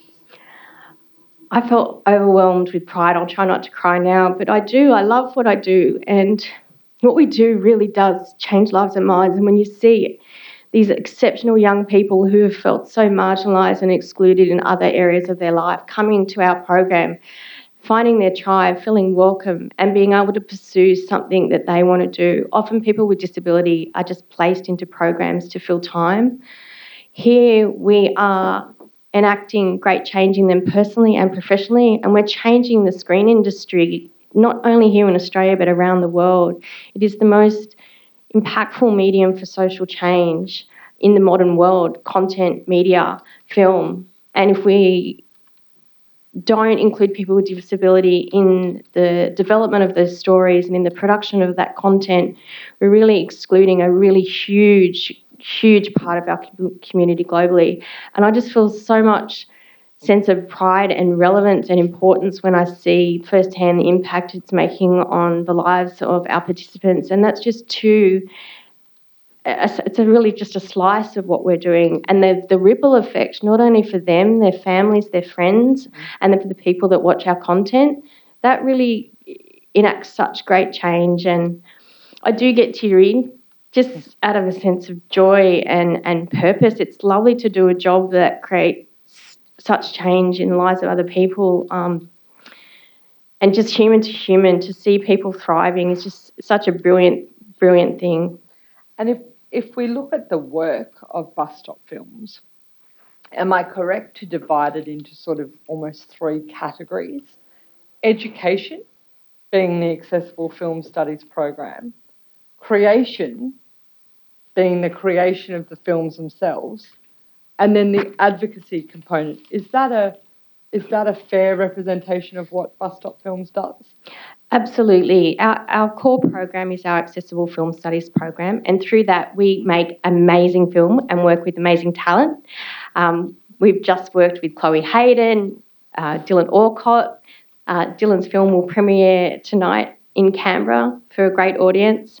And Chloe made 2 films with us. We work with amazing talent to make beautiful films. We always make them inclusively, which to us means people with disability are involved in 90% of the process. And that 10% leeway is because sometimes people who might have sensory needs need to do be able to take themselves out of that process for a little bit. And those films win awards every week somewhere around the world. A Bus Stop Films film is screening. Just last week we screened in Napoli in Italy with a film we made with athletes who'd overcome adversity. And we really have a strong focus. That final pillar is on advocacy. Advocacy around global change, around the rights of people with disability, but also with a strong focus on employment and really focusing on supporting people with disability to gain work in the screen industry. Our industry, the screen industry, is very exclusive. We want to make it inclusive, and it employs thousands of people across our country, and those jobs should and can be held by people with disability. We've had great success in that, and just this year alone have placed 100 people with disability into paid work in the screen industry. That leads beautifully into the next question that I was going to ask you, which was around the work of Bus Stop Films in that employment space. Can you tell me how Bus Stop Films actually undertakes work in the employment space for people with disabilities? Through our great relationships, I'm a big believer that success in the screen industry comes by being kind and making friends. I love making friends. I'm always up for a chat.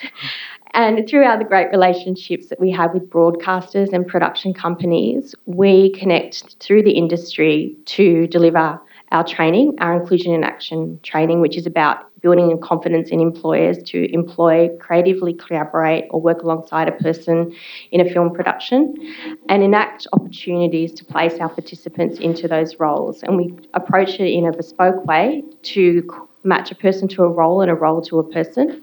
And that could be in camera, sound, hair and makeup, post-production and editing. We've had great success with our participants who are on the autism spectrum, who are really well suited to roles in post-production and editing, to place them on to shows like MasterChef, Survivor, up to working, our amazing participant Nathan Basher got to work on Marvel Shang-Chi and then again on Thor Love and Thunder, working alongside Chris Hemsworth and Taika on major productions.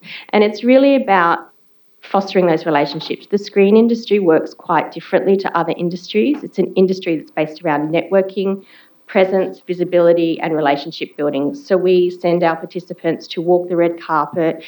I'll stop you there. Yes. We are going to come to that in just a moment.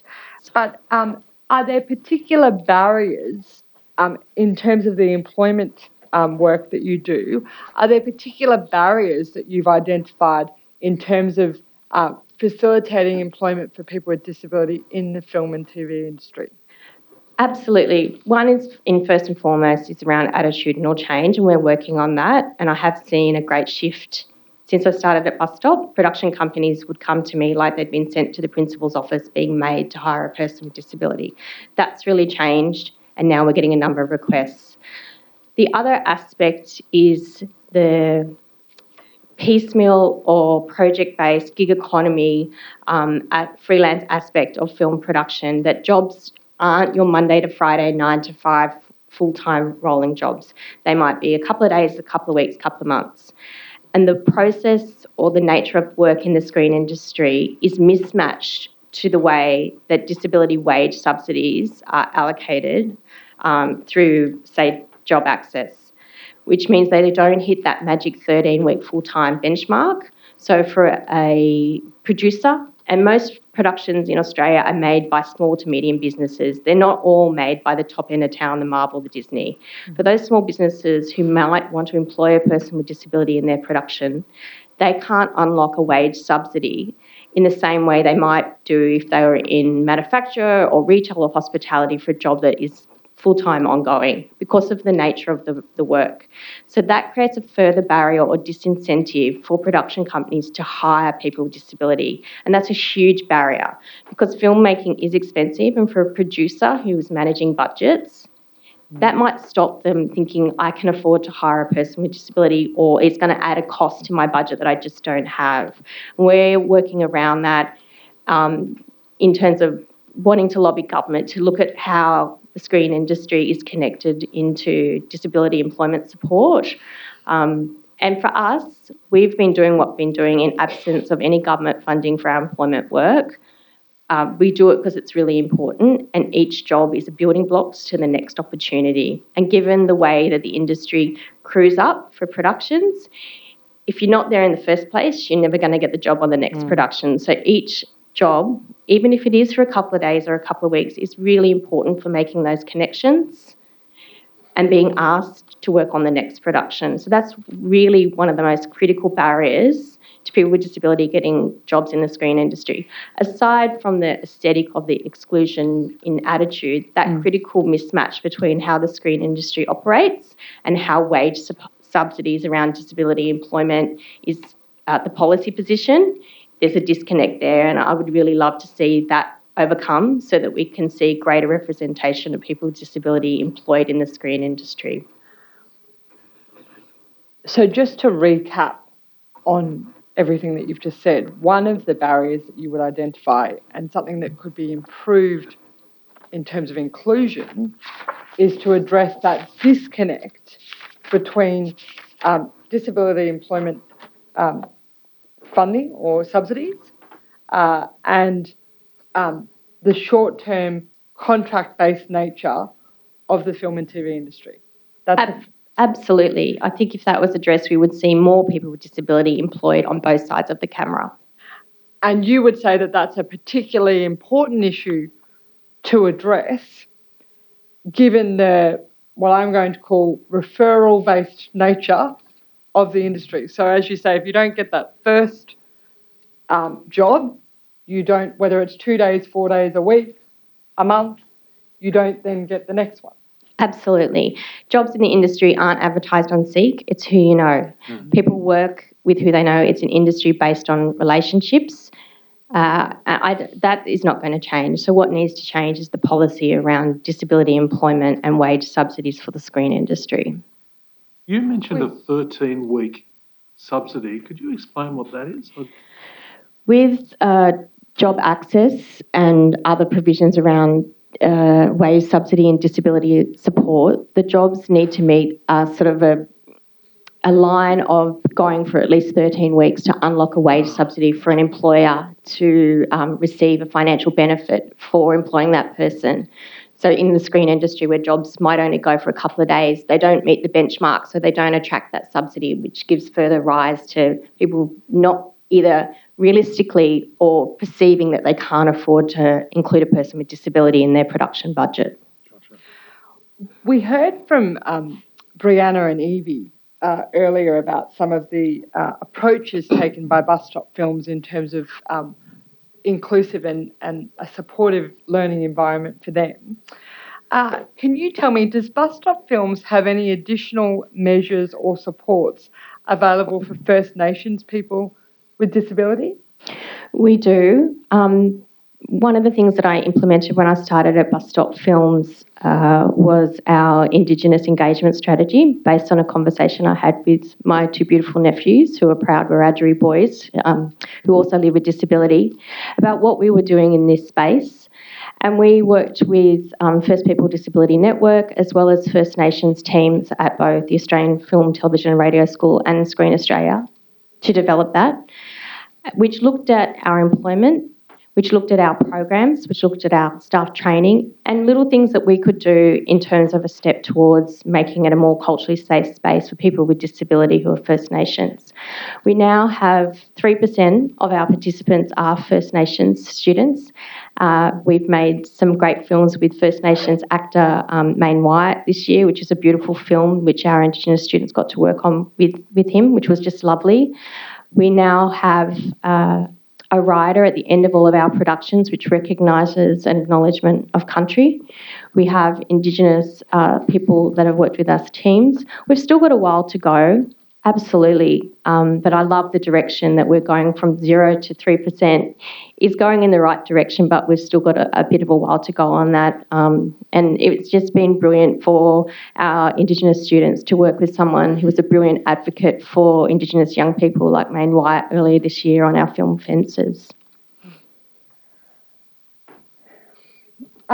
Ms. Corbin-Matchett, you mentioned earlier that the film and TV industry is quite a visible industry, and I think everybody would agree with you in that respect. How important is it in your mind that Bus Stop Films students are visible within the industry? It is so important. If we can see it, we can be it. And it is an industry that's based on visibility and networking. So when our participants are walking the red carpet, when they are on industry panels alongside leaders in the sector, talking about the process of filmmaking and how they contributed to that, when they are speaking or, on the ABC on the weekend when I had one of our Brisbane students, Olivia, speaking about her film Sunshine that she made, that is such an impactful way to convey a message of advocacy. The industry is about visibility, and it's not just about looking good, it's about visibility of networking. It's about being at those industry events, being at conferences, being at the lunch, being at the awards ceremony. It was just such a brilliant moment to see the red carpet for when Thor premiered in Sydney, to see Nathan Basher, a young man with Down syndrome, on that red carpet as a legitimate member of the crew that brought that blockbuster to life. That is why it's important. This industry really recognises what we can see, but it's about recognising the crews that bring those productions to the fore, and that's where we want to play a role in seeing more people with disability, not only in front of the screens, because that's sometimes just down to good casting, but also behind the screen, because we know who is behind the camera really impacts the stories that we see on screen. So if it's only, I know Chloe spoke yesterday about the older white guy, but if it is only the older white guy and not the intersectionally diverse community, that's the only story and the lens through which we'll see the world. So for us, that's a full circle moment as well as a filmmaker, coming up with the idea bringing that idea to life in a production and then walking the red carpet as your film premieres. This hearing is a vision for an inclusive Australia. It's addressing that issue.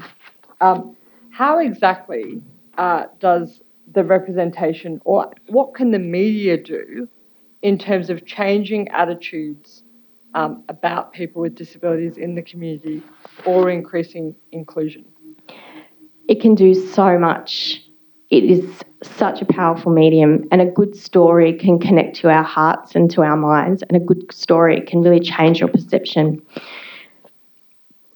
For many of us, the only time we see people different to ourselves or see ourselves is on screen. And if that perception is not real or valid, it warps our perspective of that community group. But when it's done from a process or a place of authenticity, and where people with disability can be in charge of telling their own stories their way, that is such a powerful way to demonstrate our right, our capacity and our contribution. Film and TV is something that all of us connects to. We all have a TV in our pocket. It goes with us everywhere. We're always on our phones, watching, viewing, social media, binging on shows. And for the industry to enact change and be a leader in change, it really is about bringing the contributions of people with disability and creating a more inclusive Australia, but a more inclusive world. We want to see people with disability as writers, directors, producers, camera, lighting, sound, and on our screens in lead roles, but also just being and doing. We want to see the leading lady, the mum, the dad, the doctor, the lawyer, or just people doing jobs where their disability really isn't written into the storyline because it just becomes a sum total of who they are. Disability is something to be proud of. It is just another way of being, and our stories and how they're told and what we see should reflect all of us, not just the dominant culture. Can you think of some, I'm going to start with particularly good because I like to start with the good. Can you think of some particularly good examples of the portrayal of disability within the media? I can tell you an amazing organisation that makes great films. All of our films portray disability in a positive light, in a real light. But I have to nod to some film, to Heartbreak High, Chloe, exceptional. We were really proud to work with that team before they got to production to deliver our inclusion in action training, so it was a culturally safe place. But to hear Chloe speak about her contribution to the dynamics of that role, and then for her to capture audiences' hearts the way that she has, that's really positive to see autism and an amazing actor, autistic actor, a proudly autistic actor, winning accolades, audience choice. That's beautiful here. Other films, Sunshine, our gorgeous film that we made last year with our Brisbane program that is now available on ABC, that just premiered on the weekend, beautifully written. The contribution of our participants to the characters and to that film, that is so brilliant. Further afield, my own community in Coda, loved it. Loved watching that with my daughter. We cried. It was, when Aurora was born, Children of a Lesser God was the only example of deaf culture I could show her, and I love Marley. She is our queen. But to be able to show her a film that was relevant to her age group now is really important to be able to watch that together. Peanut Butter Falcon is amazing. But our catalogue of films don't always feature people with disability on screen. They're always made by people with disability. The films that we've made with our program this year are all works of non-fiction. I think after COVID, our participants didn't want to look at documentary. Some of those characters and roles in the films do feature disability, but some don't. And I guess that's just fruit of this beautiful creative minds that we're working with. So I would firstly say our films are a brilliant example of disability told well. But there are many productions. Our film Groundhog Night, written by Emily Dash, who's a member of our board, who lives with cerebral palsy, together with Genevieve Clay-Smith, is a beautiful ode to family and relationships. It's funny. We've got, Heartbreak High just really leading the way. And I just think the needle has shifted. People want to see amazing stories told well, and we want to see ourselves on screen. Avoid the tropes and don't watch the content that's not inclusively made. I'm guilty of Googling every disabled actor I see on screen and finding out if they really are disabled. And it is a beautiful moment when you go, yes, they are. And it is such a deflating, horrible moment when you realise they aren't actually a disabled person. I want to come back in a moment and talk just a little bit about some of the negative images and portrayals of disability within the media that we may have seen in the past and continue to see today. But I just wanted to come back first to that point that you raised a moment ago about Bus Stop Films students not just making films about disability. Can you tell me a bit more about that and why that's important? It's really important that we don't pigeonhole people with disability, that they only live in one world. We all are intersectional and we have friends within and without our own communities. We want to hear stories from within and from without outside of our own communities. Filmmaking is about storytelling and creativity that is limitless, and for our participants, it's a chance for them to tell the stories that they want to hear. Out of the 14 films, we have a Western sci-fi, we have a queer teen rap, we have a cranky chef, we have an animation, we have a rom-com starring Dylan Alcott. It's really beautiful. But they're so diverse in the stories because our cohort, our students are diverse in their experiences and what they want to see on screen. People with disability shouldn't have to just stay in their lane and make content and watch content that is about disability. Where audiences want to see content that's from different perspectives, and film is a way to express your experiences, your interests, and for our participants, it's really led by them what they would like to make a film about, and that's part of inclusive filmmaking is through our lens of working with people with disability is allowing them to explore the stories and themes that they want to explore. While I don't want to touch too much just for this purpose today on some of the negative portrayals of people in media with disability, something that you talked about was the need for authentic casting. Can you tell me just a little bit about that, just briefly? Authentic casting considers the authenticity of the person to speak from their community. And so when we look at stories made by and about the disabled community, it's casting people with disability in those roles where the role is a person who has disability. And that really opens up those opportunities for people with disability to enact their stories their way and from their community. But it also gives legitimacy to their contribution to the development of that character and that performance. And it is unfair and unjust for able-bodied people to take up a role that is written from the perspective of a disabled character. And within the context of authentic casting, it's about casting for that role. And actors act. That's the premise, they act other people. But when it comes to disability and the culture of disability, it undermines our community when able-bodied people portray disabled people on screen or in productions.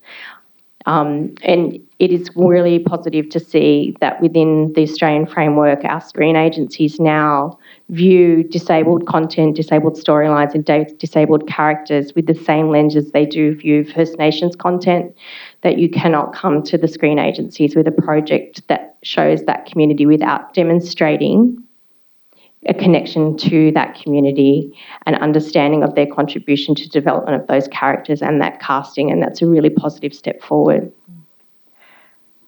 Ms. Corbin-Matchett, can you tell me how much interaction or support does Bus Stop Films receive from the federal government? We receive funding and resources from a variety of streams, primarily through the fees that our participants pay for the program, and all of those are NDIS participants, so they pay for the programs with their NDIS funds. We receive some funds for different projects that have developed resources for the screen industry, but on an ongoing basis, we don't receive funds from any level of government for our organisation. It's really tied to different projects.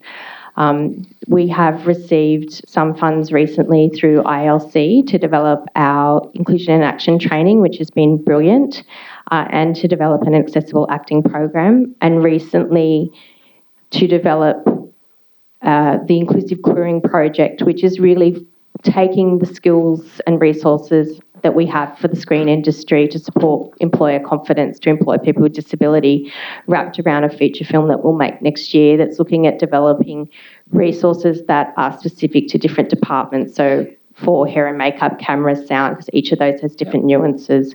So we do have some grant funding for specific projects, but on a day-to-day basis, Bus Stop Films doesn't receive funds, and all of our film productions, we fundraise, and I write grants like nothing else to fund. All of our film productions are funded either through donations or sponsorship from corporates, not from government. And that position is the same for both the federal government and all of the state governments. Am I correct to understand that? Yep. Different particular projects or one-off films that we have made have enacted some grants from different screen agencies, and that's wonderful. We do have great relationships with our state screen agencies, and they support us in different ways. Screen Queensland provided us with space in their studios to film our Brisbane film this year, and our state screen agencies support us in other ways. Screen New South Wales partnered with us on our inclusive filmmaking toolkit.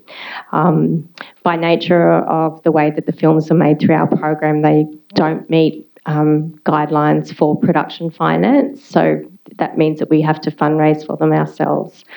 So that includes, just so that I'm clear, in terms of the employment work that you do, you mentioned earlier that this year alone you've placed 100 or thereabouts people into positions, albeit some of them may have been shorter positions in the film and TV industry. You've done that without any government support? Not 1 cent. We've done all of our employment support to date in the whole 14 years the organisation has been in operation, and we've placed almost 1,000 people into paid employment. We've done that in absence of any government support. We recently received some funds from the Snow Foundation and a Westpac Inclusive Employment Grant to help us employ a person to really concentrate on our employment support and grow it so that we can help more people into more jobs and to make it more sustainable for us to continue to do it on scale, given that we're growing. We don't want to stop doing it because it's so important, but we'll continue to do it and find ways to make it sustainable. And hopefully, if they're listening soon, maybe one day there'll be employment support for the screen industry at a national level in terms of wage subsidy around disability employment.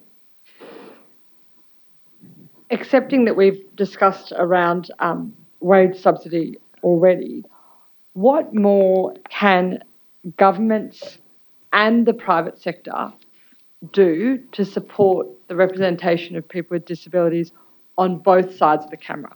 I appreciate that's about a quadruple barrel question, but in terms of both the government and private sector, increasing representation of people with disabilities in all aspects of the film and TV industry, what are some of the suggestions that you would make?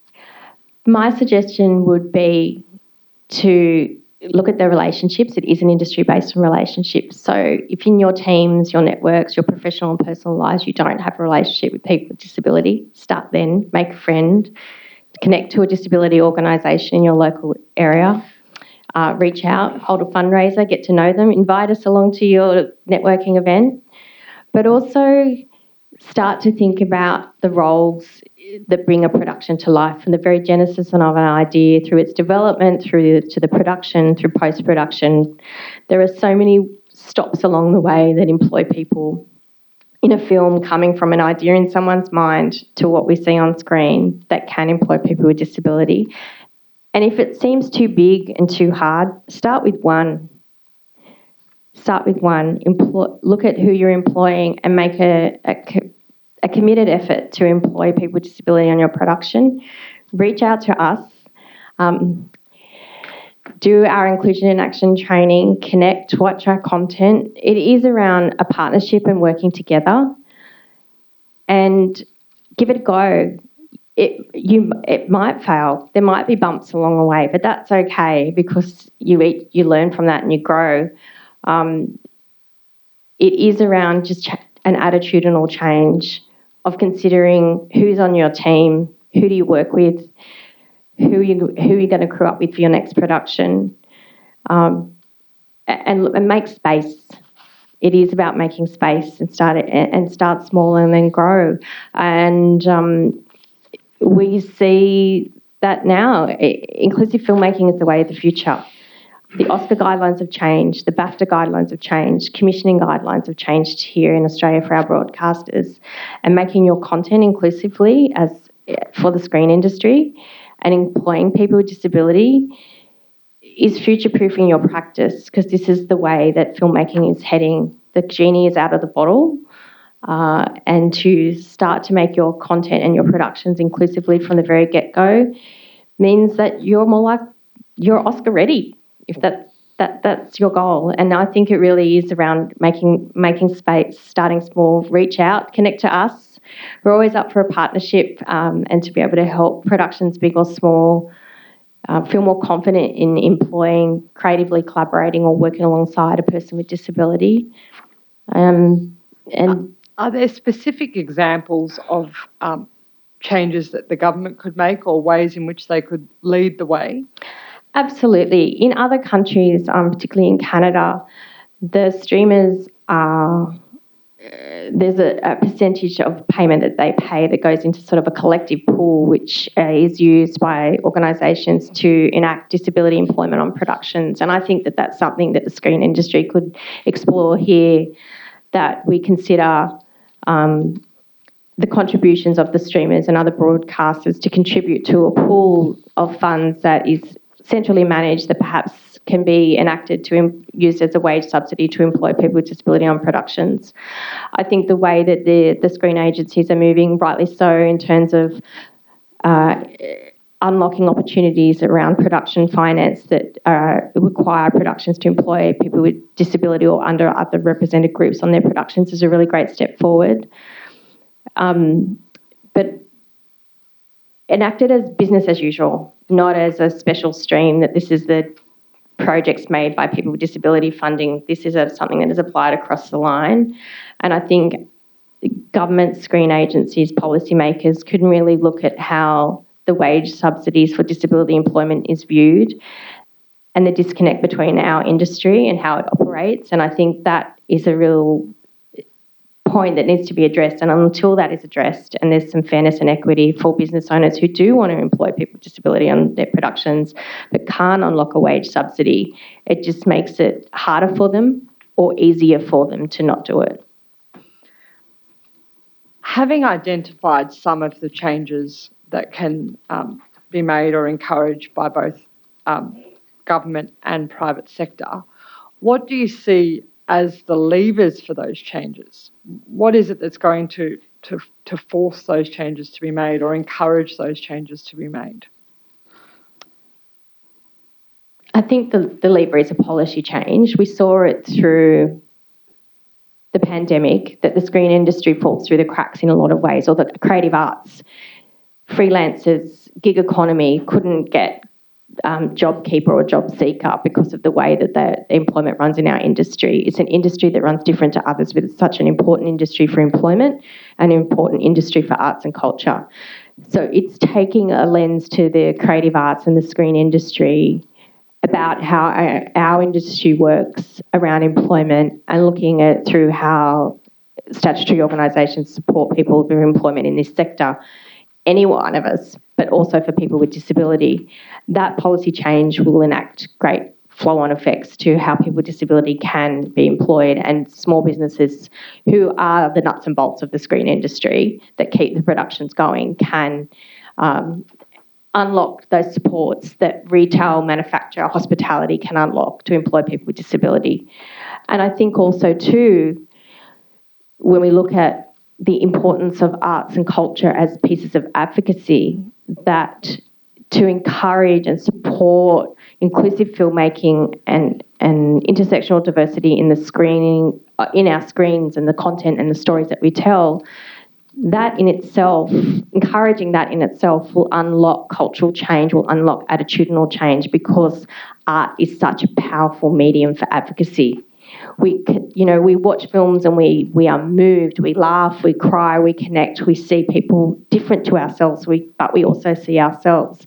And encouraging the production of beautiful, inclusively made, well-told stories that show people with disability in all of our glory, in all of our amazingness, all of our warts and all, can really connect the rest of the community to the disability community, to break down barriers, to break down attitudes, to show that we are worthy, we are valid, we have a right to be here, we are broken and flawed and funny and sexy and all of those things that everyone else gets to be in arts and film and TV. And that really is a huge, huge driver for social change. This week we'll premiere Head Over Wheels, Dylan making his on-screen acting debut in a rom-com.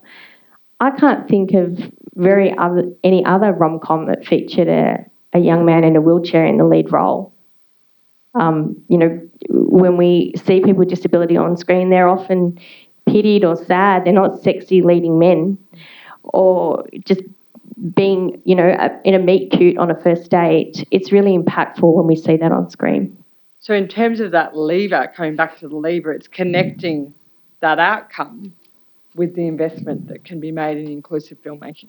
Absolutely. Investing in inclusive filmmaking, investing in inclusively made stories, investing in the employment of people with disability in the screen industry will enact global change around how the world views disability and how the world views the disabled community. And coming back to that question of investment, can you tell the commissioners about what you consider to be the impact on a film budget of making inclusive films? There is no impact. We make all of our films in one day on the tiniest of budgets, $15,000 filmed in one day, and our films win awards all around the world. There is no impact. Being inclusive doesn't cost anything more. In fact, it adds value to that film. So in terms of those levers, it's again making that connection between the impact that can be achieved and the relative financial investment. Absolutely. For a producer who might be thinking, oh, I don't want to hire that person with disability because then I'll have to get toilets for my set that are accessible. Where is the rest of your cast and crew going to go to the toilet? Access benefits all of us. There is no real additional costs. And with things like the NDIS here in Australia, where people can enact some subsidies around their employment needs, not on an ongoing basis, but for other aspects, there is a way that you can work around it. But for us, there is no additional cost to being inclusive. It's part of the process. It's business as usual. And it's a value add to the production rather than an additional cost to bear. Work. Yeah. Can I finish your evidence, Ms. Corbin-Matchett, by asking you what your personal or professional vision for an inclusive Australia is? That's a big one. Well, I guess my personal and professional moves are intertwined. I bring my whole self to work, and I'm lucky to do so. My view is that people with disability will have the rights, capacities and experiences of everyone in the community, that we won't have it that I don't want people to see past our disability because I want them to see us for all who we are. But in terms of film and TV, I want to see more people with disability on both sides of the camera, writer, director, producer, as creative beings, as legitimate contributors to screen culture.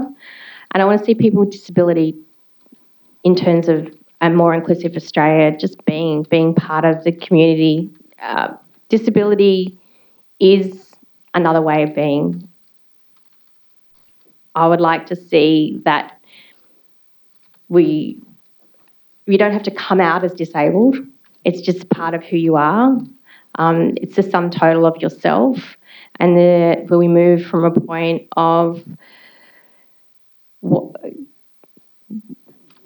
having to constantly articulate who we are in terms of our access and inclusion, and it's just part of the normal society. And in terms of screen culture, I just want to see more people with disability on our screens. If we're 20% of the population, yet we're only seeing in Australia 2 years ago 8% of people involved in production live with disability.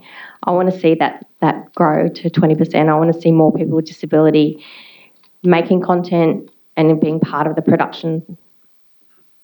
Thank you so much for coming today and giving your evidence. We are very grateful. Thank you. Yes, let me add my thanks to you, Ms. Corbett-Matchett, for coming to the Commission and giving your evidence today and telling us about Bus Stop Films and the work that it does. It is very helpful. So thank you very much for your evidence. Thank you.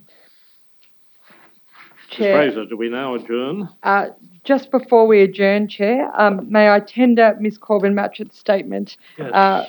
sworn 23 November 2022. That will be exhibit number 31-004, together with a copy of Ms. Corbett-Matchett's curriculum vitae, which will be exhibit number 31-004.1. Yes, those two documents can be admitted into evidence with those markings. Thank you, Chair. Thank you again for your evidence, and we'll now adjourn until, I assume, 1:30. Is that right? Yes, I believe that's correct. Thank you. Thank you. The Royal Commission is now adjourned.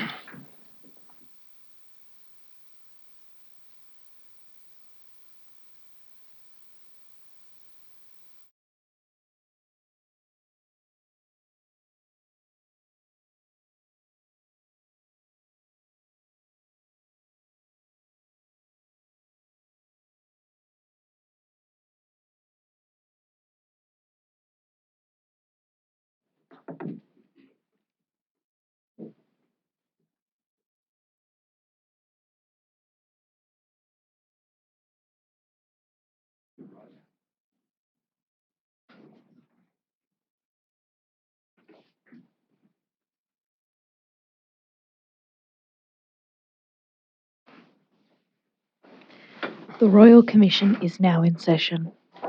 Yes, Ms. Easton. Thank you, Commissioners. Our next witness is Harry Sillett, and Commissioners, you'll have in the materials a joint statement of Mr. Mark Gates and Mr. Harry Sillett. Mr. Gates is unable to join us today, so Mr. Sillett is taking both roles, and he has sworn his oath a little earlier. Mr. Sillett, thank you very much. Thank you for taking the additional burden of acting on behalf of Mr. Gates. I'm sure you'll be able to handle that. We're grateful for the statement that you and Mr. Gates have made, which we have and which we have read. If you would be good enough to follow Ms. Eastman, she will now ask you some questions. All right, so just confirm you are Harry Sillett. Yes. And with Mr. Gates, you prepared a statement dated the 6th of December this year. Yes, we did. You've had a chance to read over the statement. Yes. And there's no changes that you wish to make. No. And the contents are true and correct to the best of your knowledge and belief. Yes. All right.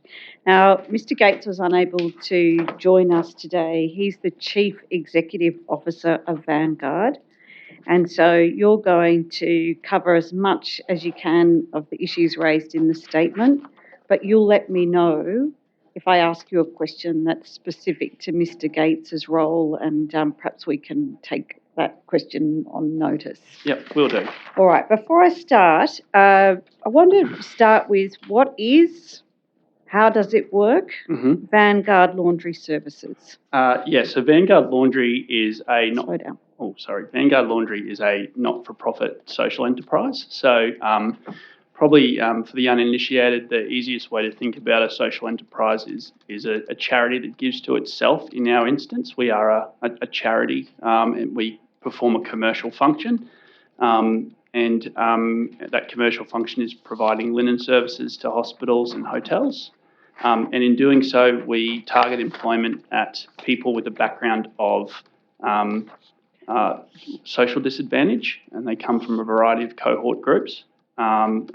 Generally speaking, the connective tissue, so to speak, is a lived experience of mental health challenges. We provide a transitional program of employment. So we work alongside our staff to transition them into our community, into open employment with other employers. And you're based in Queensland, in Toowoomba, is that right? Yes, we're in Toowoomba in regional Queensland. And in terms of activities beyond Toowoomba, at this stage you're just in Toowoomba? Yes. And then I might ask you about what the scope for expansion might be as we go on. All right, so to you, you are the General Manager, Social Enterprise and Operations at Vanguard, and that's a role that you've held since October 2021, but you've worked for Vanguard since 2018, is that right? Yes. All right. In terms of your current role as Social Enterprise and Operations and that General Manager role, can you tell the Royal Commission what's part of your duties and functions? Yeah, sure. So I oversee two discrete functions of Vanguard, one being the social impact program that we oversee and we use to engage with our target staff, our cohorts of socially disadvantaged staff. And also, alongside that function, I also oversee the commercial operations, so the day-to-day operations of our commercial laundry. So I want to ask you in a moment about the sort of two aspects of the business, but before we do so, the approach that you take at Vanguard is to have a very clear mission and purpose in the work that you do. And you've told us a few moments ago, Vanguard is a not-for-profit social enterprise. But are we right in understanding that the mission is to create a raft of positive outcomes for people that you provide employment opportunities with?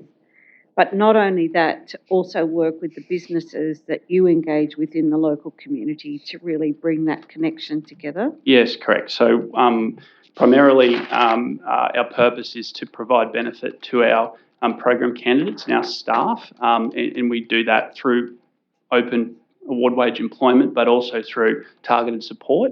The end result of that, and a further function of what we try to do, is to then transition people into the community, into businesses in the community. And we believe that by doing that, we create a dialogue between people, or a linkage perhaps between people who have been locked out of employment through various through social disadvantage in various guises, and we provide a linkage into those businesses in our community that may be perhaps hesitant or unsure about engaging with people from diverse backgrounds. And so by bringing people through our program, there's two benefits to transitioning them. One is that we provide that linkage and provide that advocacy with those businesses, but also by transitioning a staff member out of Vanguard, we provide another job that can be filled by someone who is in a vulnerable part of their life, perhaps. And the statement refers to something called a theory of change, and you've provided for the commissioners an infographic that's got lots of arrows Yes, on it. lots of arrows. If we step back in terms of what the theory of change model means for your company's mission, can you walk us through what a theory of change means? Yeah. So essentially, it's a map. And essentially, we knew that when we began, and just to preface this work was completed by people before my time, so I don't want to take credit for that work. But essentially, the purpose of Vanguard was established, and then the knock-on effects of that work were mapped out to arrive at what might be outcomes for the different stakeholders involved in the process. It's important to say that Vanguard doesn't stand on its own 2 feet. It's part of a community, interconnected community, an economy as well, and a sector. So the knock-on effects of Vanguard operating in the way that it does were mapped out with this document. So if I sort of walk through this, Yep. tell me if I've got this right. Yep. Is the theory of change starts with identifying in your case, of 4 particular areas. So you say, if we, 1, create a supportive and flexible work environment, and we ask how we're going to do that. Yep. So the second question on that one is the way in which we do that. Yep. And I'll just use this as the example, is if we create a supportive and flexible working environment by offering workplace tours and work experience opportunities to people and offering meaningful work opportunities and fair conditions, and connecting people to external sources of emotional and social support, and integrating staff with and without experiences of social disadvantage, and supporting career and personal development aligned with the individual's needs and aspirations. So are we right in that list really reflect what it means to create a supportive and flexible work environment? Correct. So you identify those things. Yes. Then you say the challenge for us is practically implementing the flexible work, fair conditions, etc., should lead to particular outcomes. So the outcomes are, this is what we want to see in the way in which we seek to achieve a supportive and flexible working environment. So we go to those columns, and what you're seeking to achieve is, for example, personal independence and self-assurance arising from earning income, reduced reliance on welfare services, increased friendships and support networks of staff and volunteers, increased confidence to pursue goals, and people experience increased and sustained well-being. So you say, this is our aim, this is the way we're going to do it, and this is the outcomes that we want to lead to. And then you go one step further, which is under the heading "and ultimately." And so for, again, taking this thread through, ultimately improving the lives of Vanguard participants and their relationships and communities. Secondly, improve long-term economic participation of people with experience of social disadvantage. Thirdly, improve long-term employability of Vanguard staff, and then creating cultural change and who can work. So we write in understanding that this task of the theory of change requires, first of all, a clear identification of what needs to happen to achieve change. Secondly, identifying the how, so practically how should this be done. Thirdly, to keep in mind at all times the outcome that you're seeking to achieve, but then also to have a broader and longer term vision. Am I right in understanding how you approach the theory of good. change? Yep. Okay. What have I missed in that I think, network? yeah, I've as only you say, taken one example there. Yeah, no, it's a flow chart. I think social enterprises and charities often have a fairly well-developed purpose before they begin, but I think the theory of change, as you've described, maps out the practical steps that will need to be taken to achieve that outcome, and then also how that will benefit people firstly, and then more broadly the kind of trends that will create at a more sort of macro level. So I think you've described that really well. Okay, and you've got, I suppose in response to a question we asked you, is does Vanguard as an organisation or entity have a vision for an inclusive Australia? And Commissioners, you'll see this in paragraph 11, that you've said an inclusive Australia is one that does not see barriers in lived experience of social disadvantage. Rather, it's one that embraces and positively harnesses lived experience of social disadvantage and appreciates the scope of experience that accompanies this. So in that context, you see that an inclusive Australia is a place where people with disabilities or any form of social disadvantage are treated with dignity and respect in all facets of life, including economic participation. Now, I might say to you that's a very lofty and aspirational vision.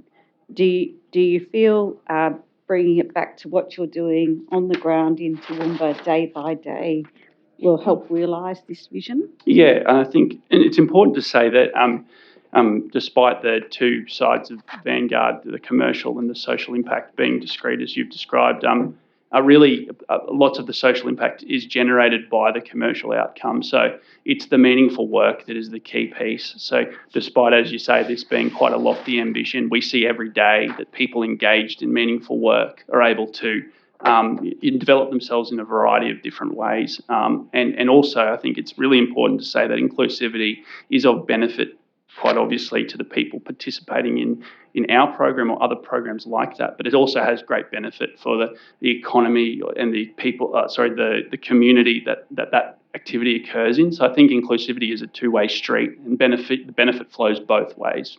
So while you are a charity and you're a not-for-profit, are we right in understanding that what you're seeking to do is to not replicate charitable models in the way in which you engage people with disability and social disadvantage into meaningful employment and work? So if by charitable models you mean something that's based on donations or fundraising, that is an element of what we do, but certainly a primary purpose and primarily our activity is commercial in nature, but it doesn't generate a profit per se. It is in a not-for-profit structure. We see, I think, as I alluded to before, we are a charity, but rather than seek donation, we create economic activity that acts to boost our social impact. All right, so can I tuck in now and go behind the scenes to actually ask you some questions about what actually happens on a day-to-day basis? Yeah. Yep. So Vanguard is probably an organisation or an entity that we would call a startup, is that right?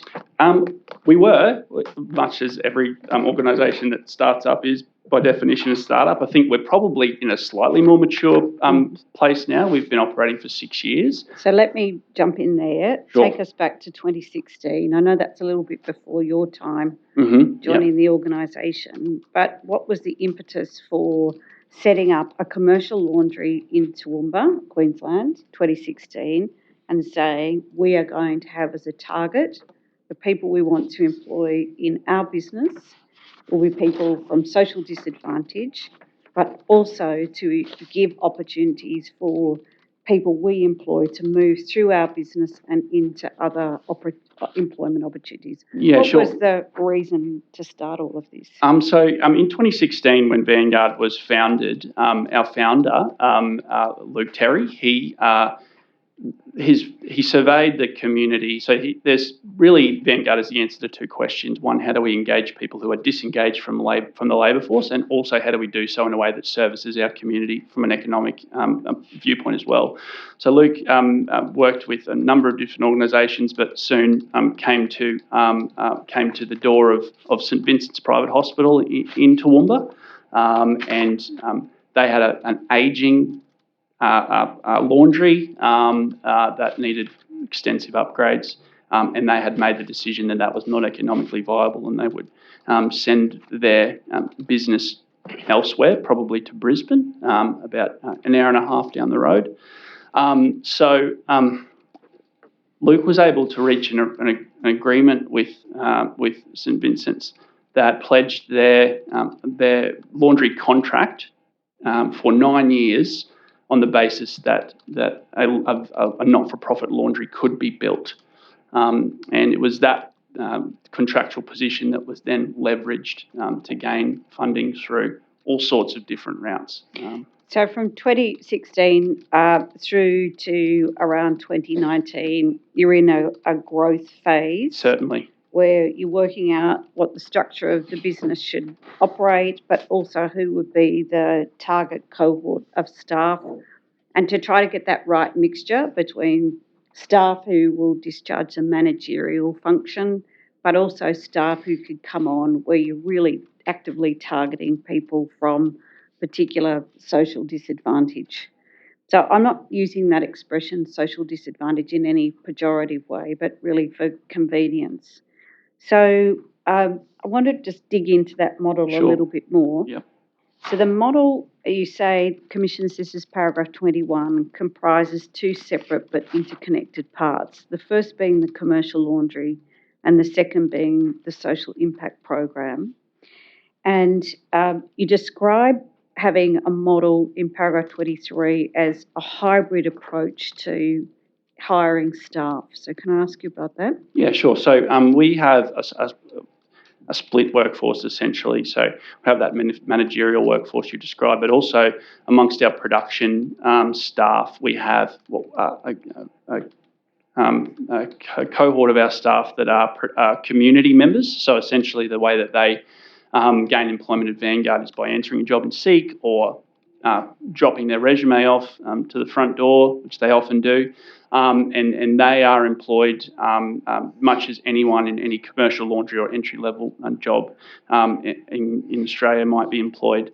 There's also a separate cohort, which is our target cohort. So can I jump in there? Tell me about the target cohort, because that started with a relatively small target group in the start and it's expanded over time. So what can you tell us about the target cohort? So when we began, we had a symbiotic relationship with the Toowoomba Clubhouse, as it was called at the time, now called Momentum Mental Health, who still are a very important partner of ours. But initially, all of our staff were referred to, all of our target staff were referred to, so they're the people that get the support provided to them by our social impact team. They were referred to exclusively by Toowoomba Clubhouse at the time, now Momentum Mental Health. Because our volume increased almost exponentially, we had to broaden our horizons, so to speak, because simply our demand for staff outstripped the referees that could be provided to us. So we made a decision that we would also partner with other community groups in order to provide multiple referral pathways into Vanguard. So an example, we started working with organisations that would refer staff from a refugee background to us, also women who'd been victims of domestic violence or survivors of domestic violence, as well as at-risk young people, First Nations people recovering from addiction. So we broadened our scope. That's why we use the umbrella term social disadvantage to encompass those disparate groups of people.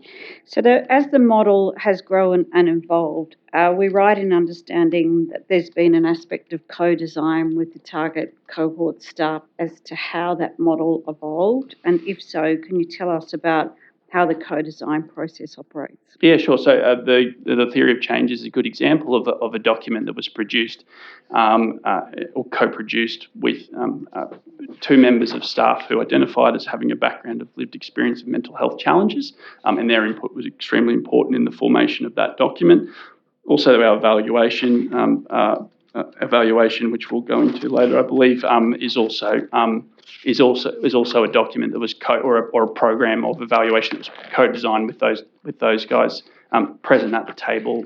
What do you think taking a co-design approach has provided Vanguard that it might have otherwise missed if it had made a range of assumptions about what people with psychosocial disability or mental health might experience in a workplace? I think it's only people with lived experience that are able to tell their truth and what that means in a practical sense. I think a really good example from our design of our theory of change and our evaluation was, I think we placed a lot of lofty ideas around, all the kinds of knock-on benefits that employment at Vanguard would provide. And actually, one of our candidates who helped co-design the theory of change was really adamant that for them, the biggest impact would be that financial independence, which is the most obvious impact, but also the one that maybe we overlooked, and we needed that voice at the table in order to help us to kind of focus our energy.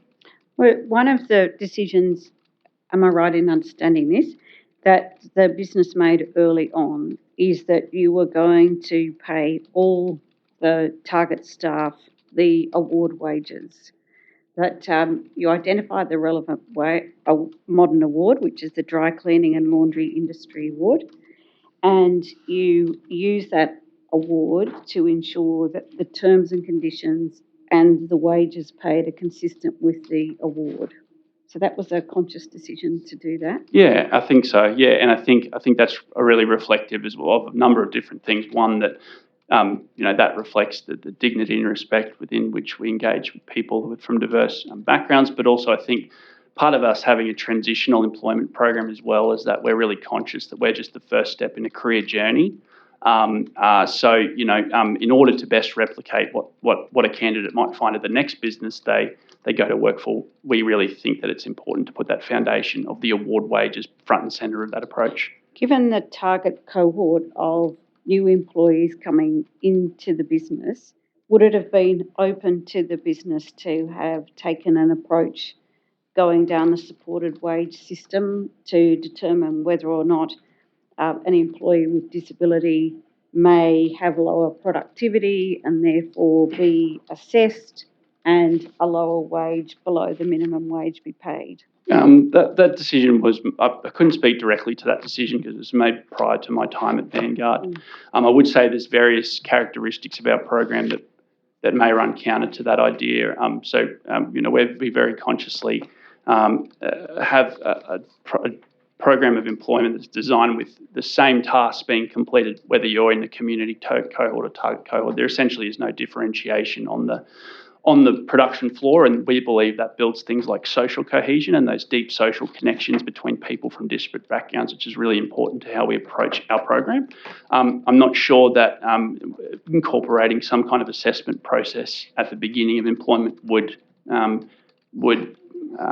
potentially derail that to some extent. So I can only speak to the characteristics of our employment program now. Well, that probably takes me to a walk through how someone comes to Vanguard through the referral or through other processes. So when we're looking at the target group, which are a particular cohort of employees, the starting point is there may be a referral, or people drop off their CVs. How do people sort of make that initial entry point? Yeah, we rely really heavily on our community partners to provide those referrals initially. So they will have people completing programs within their own offerings that have finished a program or have kind of made a decision that they want to enter the workforce. And then those community partners will contact us and make that referral based on what their candidates are chasing. Would some of the candidates be people who may have long-term unemployment or may not have worked in an open employment setting before? Yes, yeah. So we are most of our candidates come to us having a big gap on their resumes, and often in some instances they may never have worked before. So I assume they don't just have the referral and then the next day here you are, you're on the floor of the laundry, away you go. What's the process to support a person in that target group to actually enter the business? What's the process that you use there? Yeah, so the process is first we meet people in a very informal way, tour them through the laundry itself and show them the kinds of tasks that are completed on a typical day of work, and try to describe those tasks as well, to give people that initial kind of outlook about, is this something I might be able to do and is this something I'm ready for? Once we... Just pausing there. So you ask the person to say whether they feel it's something to do rather than you making that decision. Yeah, right? for sure. I mean, there's certainly we certainly have a process of recruitment like any organisation, but it's much more based on if a person is feeling like they're ready to work. Yeah. Okay, so they do a bit of a walkthrough. Yep. Is there a process of any work experience or trials, and what would be the purpose of that? Yeah, so we ask candidates if they'd like to participate in work experience. Obviously, that's voluntary. They can choose a program of work experience that spans 2 weeks. It's up to them how many hours they'd like to do within that time. The purpose of that is we are conscious that people are breaking back into the workforce for the first time. So sometimes people get very excited about being ready for work, and then they actually need that practical experience to decide for themselves whether it's right for them. And I think you've got a bit of a wait list now, don't you? So in terms of being able to meet the demand of people who might want to come and work at Vanguard, is there now a waiting list, and how does that work? Yeah, so we try to meet people where they are. So if they decide that they're ready for work, we like to engage with them at that point. But that may mean that we don't have a role actually available. So we tell people they've been successful and their work experience was great, and then they will go onto a waiting list as you described, and we'll maintain contact with people while they're on that waiting list. What's the nature of the contact, the ongoing contact with people? Yeah, just regular check-ins on the phones, depending on what their needs are. They may call us, we may call them just to touch base. We have in the past number of times supported people into employment outside of Vanguard. If they say, look, I'm really ready, I want to try and get a job at, whatever it is, we can help them with things like resumes and interview preparation at that point as well. Okay, so assume then a position becomes available at Vanguard. The person will then become an employee. Yes. So they're not on any sort of independent contractor, strange type of arrangement like gig economy? Yep, they're straight into the workforce, inducted and recruited as you would expect. And is your practice to put people into a full-time position right at the start, or how do you manage the nature and the form of the employment? Yeah, no, it's not our practice. There's a couple of things at play there. So we generally engage people on casual contracts. In fact, we exclusively do when they start with us. One of the reasons is that people are often want to break off a little bit of re-entry into the workforce at a time. So they often start on quite limited hours based on their needs and what they want to do. And then they will work their way up into more hours and more employment as they progress through, which matches nicely to a casual model. Now, I think you've said in the statement that over time, as people progress and that their skills increase, that their wages might also increase pursuant to the award. Can you just briefly sort of tell us what are the steps once a person starts work in terms of training and supports, and what are you seeing as the outcomes as people progress through? Yeah, so initially when people first engage in work, we give them a period of time to kind of establish themselves in the new job that they've just moved into. So that's more about working up their proficiency on a heavy laundry equipment machine or whatever it might be. And then we sort of start to engage with them from a career development point of view later into the process. Running concurrent to that process of starting to engage with them on a career development basis is they're also working through milestones to pass their probation at 6 months, which is when they move to the second level of the award as you described. So there's some technical proficiency, but also some initial career development steps happening in that. So in the statement, the expression curriculum of support is used. What does that mean?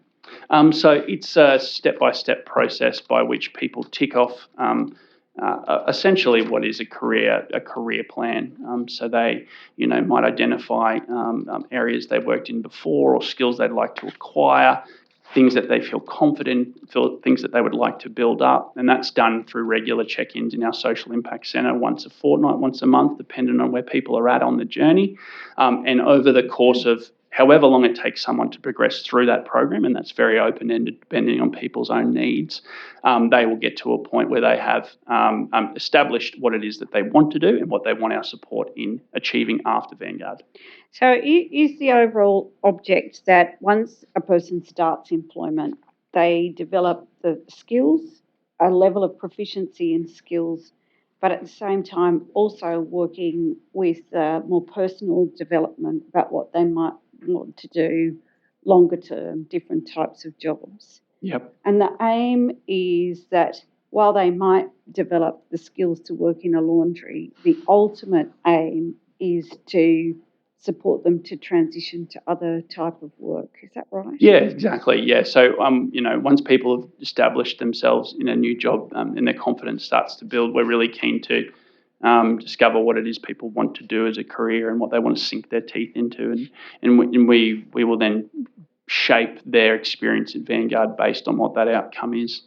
So does Vanguard have to take on a role of almost being like an employment agency to then refer the employees to different other employment opportunities, or how do you, outsource that function to somebody else? Yeah, no, I would say we perform a lot of the functions that you might expect from an employment services provider whilst the person is engaged in work. So how does that happen practically for a person who may say have worked for you for 6 or 12 months Mhm. and is now ready to move on to something else. They've got a clear idea about what they would like to do and how they might like to work. What does Vanguard do in those circumstances? So if someone was to say, for example, I really want to go and work, I want to be a chef, or I want to work in a restaurant, and we would work on all those documents and things you would associate with looking for work. So we would develop a resume, make sure it's updated, cover letters in interview preparation, developing a Seek profile, a LinkedIn profile if that's appropriate.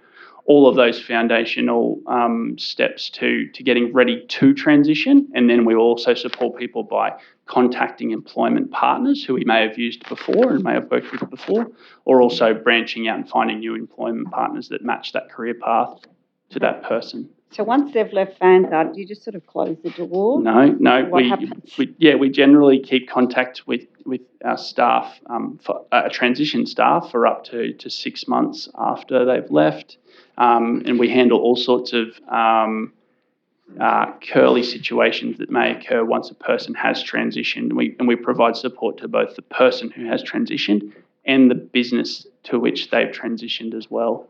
All right. So can I ask you, just in terms of the numbers that we're talking about, and I know you've set this out in the statement of paragraph 45, in terms of the volume of people who've come through the social impact program and then successfully transition, what can you tell us about the numbers? Yeah, so as referred to in our statement, about over 120 individuals have come through our program from those various cohorts, and then more than 60 of those individuals have been transitioned. So there's still a remaining cohort, but also we have had staff members who have transitioned from our target cohort into our community member cohort because they have decided that a career in laundry is something they want to pursue. Now, Commissioner McEwen has raised, I think, a question that I'm sorry I might have overlooked when I was asking about the target cohort. Does Vanguard employ people with intellectual disability? It's hard for me to say, Commissioner, because we don't ask for any kind of diagnoses or anything of that nature when we engage people in employment. We rely on our community partners to refer people, and that generally tells us something about that person's lived experience, but I couldn't definitively say yes or no. Would you, related to that, when you're thinking about the target cohorts, has there been any part of the business where you've actually said, right, we want to connect with organisations in the community that support or advocate for people with intellectual disability? No, we have never done that. Okay. And would that be sort of something that you would be open to doing if you're expanding the areas? Yeah, absolutely. Yeah, we would never make a blanket decision about that before considering it. All right, so coming back to the numbers, I think you've said in the statement at paragraph 45 that there are 33 individuals who are still part of the program who haven't made the transition on to new employment. And are we right in understanding that there is a small group who may have moved on to new and different employment, but then actually come back to Vanguard? Yeah, that's also an element of our program. So, if, that's set up quite robustly when people are preparing to transition, that do have the comfort of knowing that they can return to Vanguard if their transition is not successful. All right. Some of the employees, I assume, also may be recipients of the disability support pension. They could be NDIS participants, or they may be on some other sort of social support, so I think old Job Active or job support. How does Vanguard balance the opportunities for work in open employment where that safety net of social support also is a very important part of somebody's life? Do you have to sort of navigate around some of these complex systems? Yeah, we certainly do. I think we really rely on our candidates to make those decisions about it, those decisions which can extend to those financial decisions as well. And it's it is a conversation we have fairly regularly with people who say, I'm really comfortable completing whatever it is. I'd like to do 2 shifts a week, 3 shifts a week. any more than that may mean that I won't receive, let's say, a disability pension moving forward. So I'd like to cap it at that, and we'll work with people to do that if that's what their goal for work is. Okay. So we asked you whether there are any challenges to that particular business model, and I think you've been candid in acknowledging that not all individuals that you've sought to assist have experienced positive impacts, and the same can be said for some of the businesses. Is part of taking on a startup of this kind, where you're looking at innovative models and implementing that theory of change, mean that inevitably there are going to be challenges along the way? Yeah, I think so. I think the space we play in is one, where people just come from such a diverse variety of backgrounds that to pretend that, we would be the right solution for every individual in every case is probably a folly. We want to, as I said, meet people where they are and provide the best intervention we can. But we're never 100% successful in that space.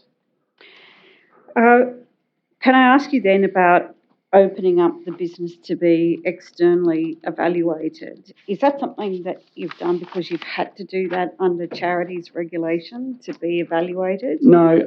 I think the purpose behind opening up to external evaluation really is for a variety of reasons. We want to do the best job we can and continuously improve what we do. But also, I think the evaluation that has been conducted on our operations by the Centre for Social Impact at Swinburne is a fairly pioneering evaluation, and I think a part of that as well is almost a proof of concept about what social enterprise can do for communities of people who are locked out of participation in the mainstream. So and you've provided, thank you, a copy of the evaluation for 2021. Yep. And Commissioners, you've got a copy of that in the materials. And the evaluation appears to really link into the theory of change.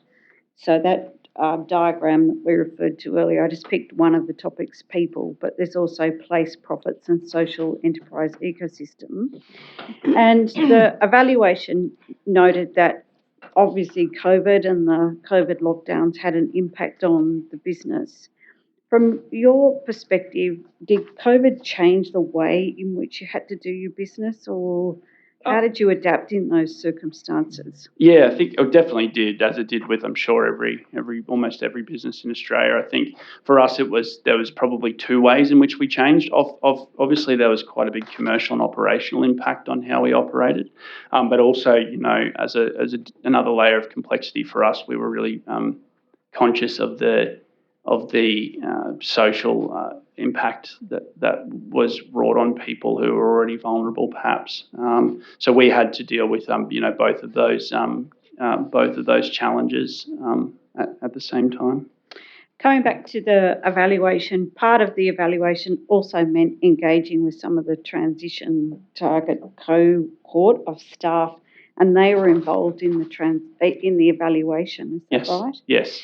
So just looking at some of the data from the report, that the median age of the transition participants, this is page 11, was 37, but the typical range of participants were aged between 22 and 50. Then in terms of gender, you had a pretty much 50-50 split in terms of men and women, but you did have a cohort who didn't identify their agenda, and also a significant proportion of people from culturally and linguistically diverse backgrounds. As an organisation, did you deliberately take an approach where you wanted to try to get an equal mix of people of different age, different gender and different cultural identity? No, I don't believe that was by design. That's more just reflective of the diverse community partners we engage with. Yeah. Then one of the, I think, outcomes of the report was that many of the people actually wanted to work more hours than you had available.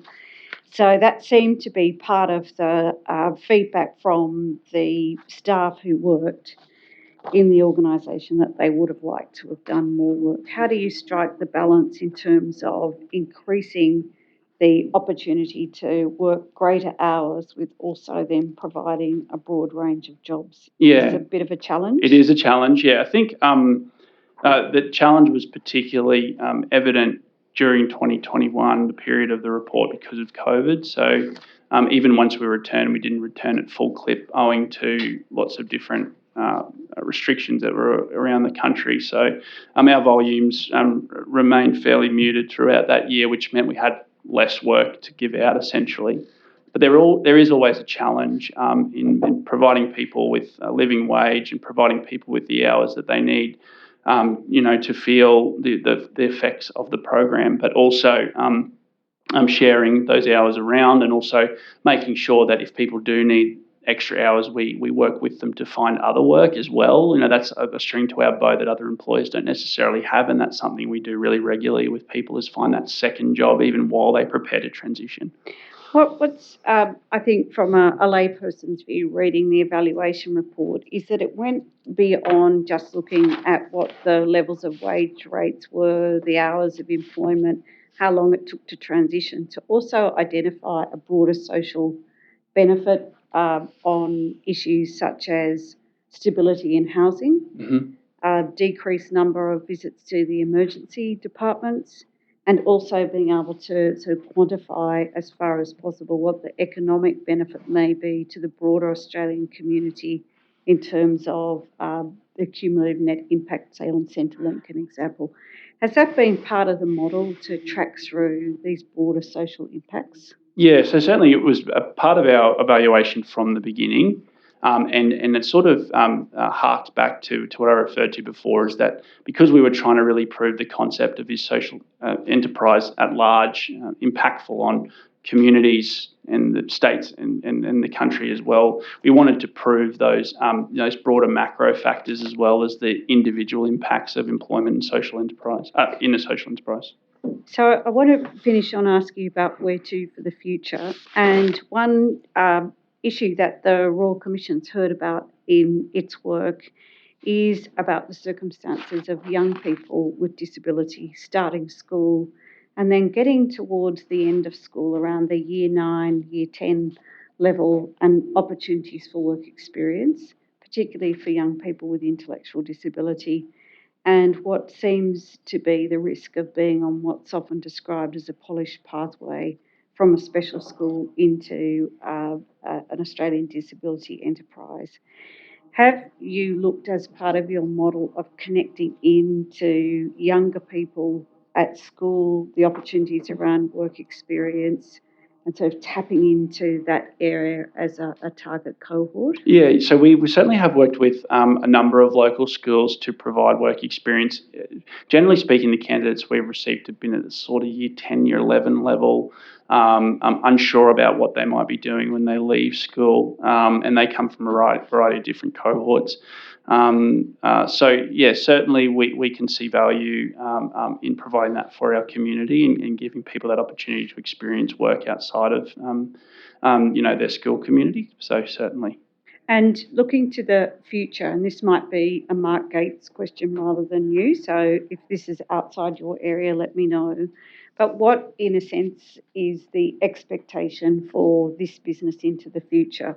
Are you looking to expand or to replicate this model around the country, or do you see the importance of really ensuring a sustainable model where you are in Toowoomba? Yeah, so certainly expansion is something that we're very focused on, for a couple of different reasons. We think the model benefits communities as a bottom line. So we are really conscious that we think there are other communities in Australia that can benefit from having a Vanguard Laundry, but we're also very conscious that those communities have their own unique needs, particularly from a social impact point of view, about what kind of cohorts, what kind of demand there is, and what kind of specific social issues exist in those communities. So there's a lot of work for us to do prior to expansion to make sure we're making an impact and making it in the right way.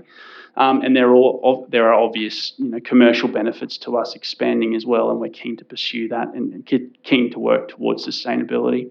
And does any expansion model bring in elements of co-design in terms of the communities that you work with, and what would that look like? Yeah, so I think we've already started to work with communities in Australia, in regional Queensland, to work towards expansion, and that has already involved co-design and meeting with people and making sure that those issues are up front and known before we start to actually build any kind of program structure or commercial structure within those communities. As to what that would look like specifically, that's probably a question for a little bit down the pathway towards that expansion process once that kind of fact-finding stuff has happened.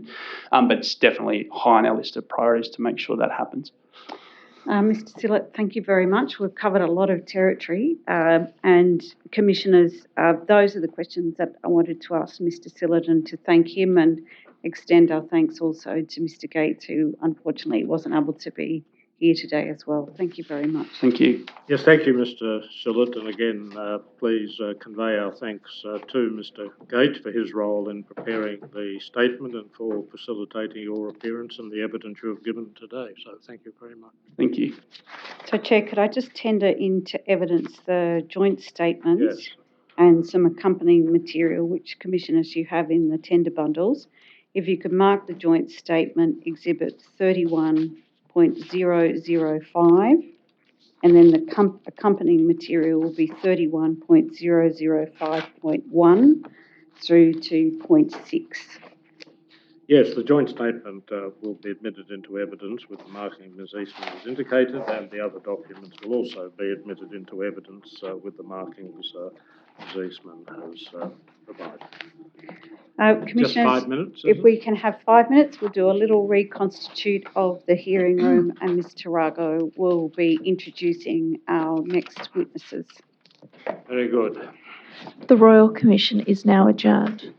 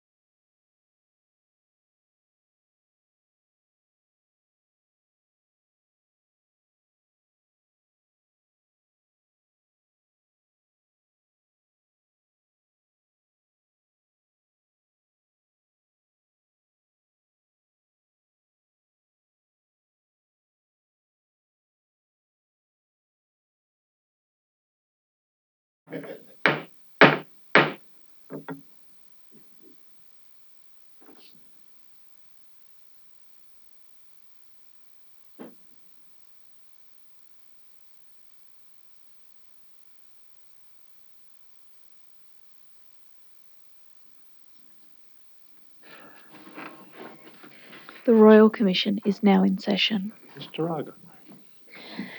Commissioners will next hear evidence through a pre-record from Bill Cooper and Kyron O'Donnell, who are a social media duo known as the Brother Boys.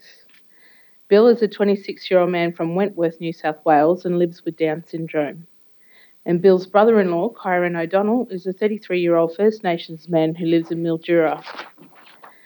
Bill and Kyron create content for social media, and in particular have gone viral after making TikTok videos of trends, dances and pranks that directly and indirectly challenge ableist attitudes towards disability.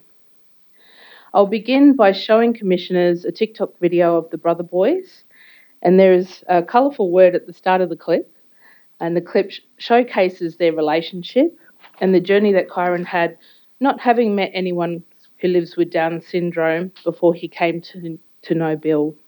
Operator, please play the TikTok.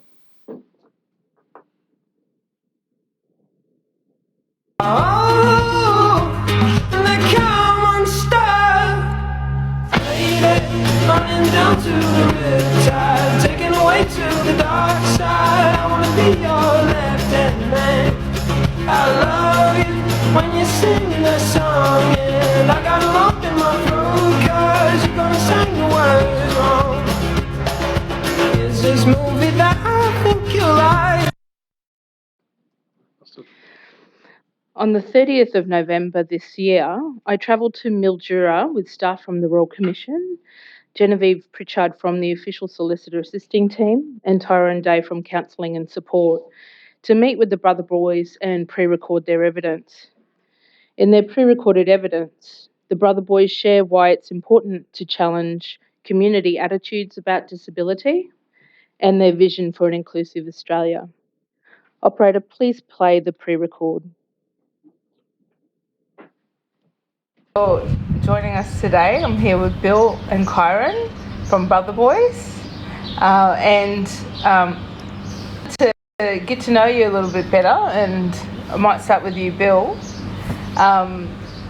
You are currently working down at your local IGA 3 days a week? Yes. Yeah, and what do you love about your job? I love everything about my job. I love my staff, my manager, and we also have fun together and keep on working, and that's all. And you're a bit of a star down there at the moment with taking photos with a lot of people that come into the shop. Yeah, always. Yeah, I love the fans and I love everything they do. They appreciate me and shake hands and take photos and everything. And that's because you and Kyron have a TikTok account called Brother Boys. Exactly, yes. Yeah, and your brothers-in-law? Yes. So how long have you known each other? Probably 11 years. 11 years, yeah. 11 years we've known one another. Yeah. And so how old were you when you first met? Probably I was about 15, 16, roughly. Yeah, 16 years, yeah. Yeah. And I would have been 22 years old. Yeah, so it feels like a long ass time ago now. Yeah. And you've got quite a special bond together. Yeah, we certainly have, yeah. Can you tell us why that's special? The reason why it's special between us, we have this special connection, Aboriginal to Down syndrome, and all that, yeah. And So, you share that bond yeah, with a lot of people. we share that bond and love and all that, and spreading across the world and love and happiness and all that. So we're just brother-in-laws? Yeah, brother-in-laws, yeah. That have a really good connection, form a great bond Good over connection, bond, and over several years. And no one can understand it, just bugger off and just get the positivity to us. Yep. So just keeping it positive. Yeah. Yeah. And can you tell us what TikTok is? TikTok is like a app that you download from the Play Store, and you can do challenges and pranks on each other, and all of that, So it's just an app where you practically record yourself doing records videos and post it online for everyone to see. You can record something and all that, So there are challenges or talents or whatever it is you want to do, dancing. Yeah, dancing the ones or car challenges. Post it online and you just swipe it and it goes across the world really quick, doesn't it? Yeah. It works off an algorithm, so if people like your video, I guess depending on how many views you get, comments, how much it gets interacted with, the further it reaches. So that's how it goes. That's what TikTok is, isn't it? Yeah, it is, yeah. And so when did you first start your account on TikTok? How long ago? When we first started that account for TikTok, it was a couple of weeks back, and COVID, whatever year COVID was. when COVID started in 2020. In 2020, we were locked down. I was at Lucy and Kyan's house for 2 nights, and So 2020 we started doing, we've always filmed videos over the last course Yes. 10, 11 years knowing each other. We were very bored and we were starting our first TikTok. So I hear that you're well known for being pranksters for a long time, Yeah. and so you might have used other social media platforms, but then once COVID happened, you've created this account on TikTok and it's just taken off. Practically, really, isn't it? Yeah, it is. We yeah. always used to post to Facebook and Snapchat all the time, Yeah. and then COVID sort of made us chuck it on TikTok, and then things went a little bit differently from TikTok compared to just our, our close family and friends that are used to seeing it.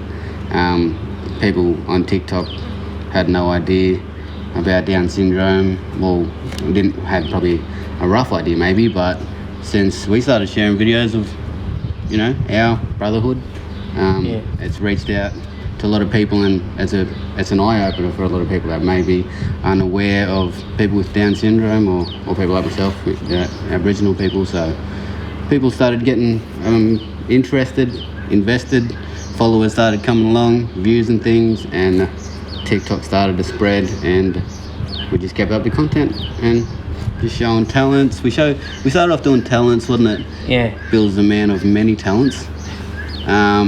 Accents and things like that. Yeah. And we started off things like that, and then singing, dancing, a lot of dancing, and we just pranks, yeah. And then there was numerous pranks as well. So that's we just started to widen our variety of different content through social media, and then this is where we're at now.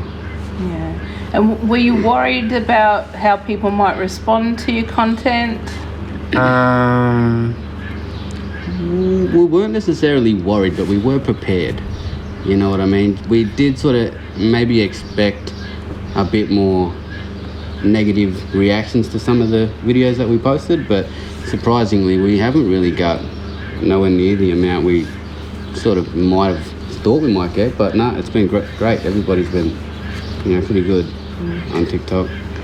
And do you think it's important to challenge people's attitudes about disability and about First Nations communities? People have this this image of Down syndrome or Aboriginal, and that's what stays, is what they see. If you see, Down syndrome person doing this or an Aboriginal person doing that, and that's all you see, that's all that's going to stay in your head until you see our videos, and then you start to see a little bit more. There's more to us than what you may see walking the street or school or wherever else you may see, someone with Down syndrome or Aboriginal. So, we've definitely educated a lot of people through our platform as well. So that, for us to be able to do that means heaps. So, it's been great. That's fantastic. And Bill, what do you see an inclusive Australia to be? What would be your dream of seeing that? I'm not sure. You just want people to get along? If you could see people get along more like us, that would be definitely something to get along like me and my brother boy have. Yeah. Like we don't judge one another, we don't judge... Yeah, we don't judge anyone by skin or colour and all that, and just keep on being happy and positive, and don't give up on your dreams, and just be positive and all that. That's fantastic. And so for people to see and celebrate friendships and... Like you said in one of those videos, everyone deserves love. You remember that video? Yeah. It doesn't matter, gay, straight, black, white, Asian, whatever it may be. It's all about what's on the inside, Yeah. Inclusiveness, regardless of people's differences. And that's your dream for an inclusive Australia as well? Oh, absolutely, yeah. What we like to put out is what we would love to see more of, including inclusiveness is the best way to move forward. If people stop judging by what they see or what they think and understand everybody's different and accept that, then you can go a lot further, I believe. And you've been surprised by the response to your TikTok account. It's opened a lot of opportunities for relationships with people you might not have connected with before. Can you Yeah. tell us about We that? got celebrities and things like that following us these days, Yeah, don't we? lots of celebrities follow us and on TikTok and all that, and yeah. Yeah, the response that we get is still overwhelming, isn't it? Like, how people see our relationship. To us, when we first started it, it was normal to us. We didn't really see it how other people seen it. We knew our relationship from what we built together. And then now to be able to showcase it and seeing people's responses really makes you understand and appreciate the relationship that we have between us. Because, people from the outside seeing in, it made us understand that we really do have a great bond and different and accepting, and we just wish more people would like us. Is there anything else that you want to tell the Royal Commission?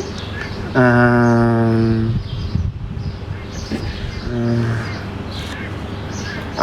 not sure. I'm not quite sure either, to be honest with you, on that one. I don't know. Was it a bit of a surprise that the Royal Commission got in contact? Definitely, yeah. Yeah, definitely, yeah. Oh, sorry, yeah, to your question you asked before, the opportunities and things like that have come with TikTok and the people that we're meeting and speaking to and things like that. I'm telling you right now, that's not something we first expected when this started to blow up. We didn't know what we were in for, and then all of a sudden we got in too deep, and now it's just amazing to see where our life is and where it was before. It was always good, but now it's just, we don't even know anyone else that's doing what we're doing, and that means heaps. People look at us, especially you, Bill, like role models, and for us to be able to have that impact on people just by creating videos and being ourselves online, that means massive. That's huge, isn't it? That's living the dream now, just being yourself on social media and getting recognised for it and getting to meet great people along the way. That's massive. We love this, don't we? Yeah. And do you think that being part of the conversation is really important as well for those opportunities of sitting down with government, for example? Like, that's where our platform, our social media, does showcase a lot of positive and joyful moments between us. And we're also educating as well. People that, like I said, that don't know about Down syndrome or Aboriginal people. We love to educate and break down barriers and stereotypes and things like that. And so, it's a lot. It's become quite big, and we just, really appreciate what we're able to do through our platform and, open people's eyes up. Well, thank you both. Thank you. Thank you. Yeah, that's the evidence for those witnesses. I tender two exhibits, the first being the pre-record, which I asked to be marked as Exhibit 31.006, and the second is the transcript of the pre-record. I asked to be marked as Exhibit 31.006.1. And that takes us to our afternoon. Both of those will be admitted with those markings. Thank you, Chair. And that takes us to our afternoon adjournment for 15 minutes. Very well. It is now just after 2:45, so if we resume at 3:05, is that convenient? Okay, thank you. The Royal Commission is now adjourned.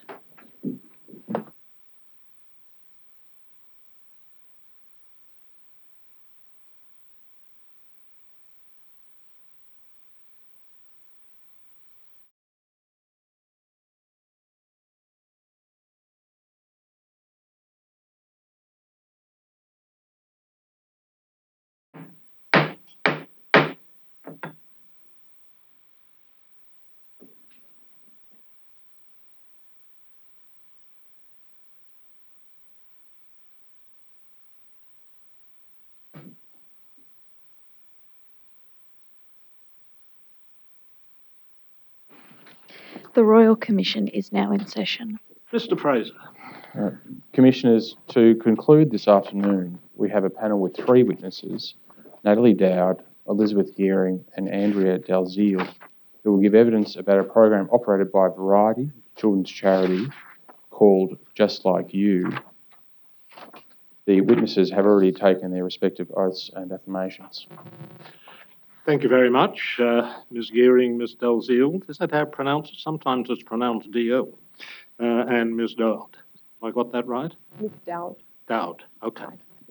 Thank you very much for your statement, which we have and which we have read.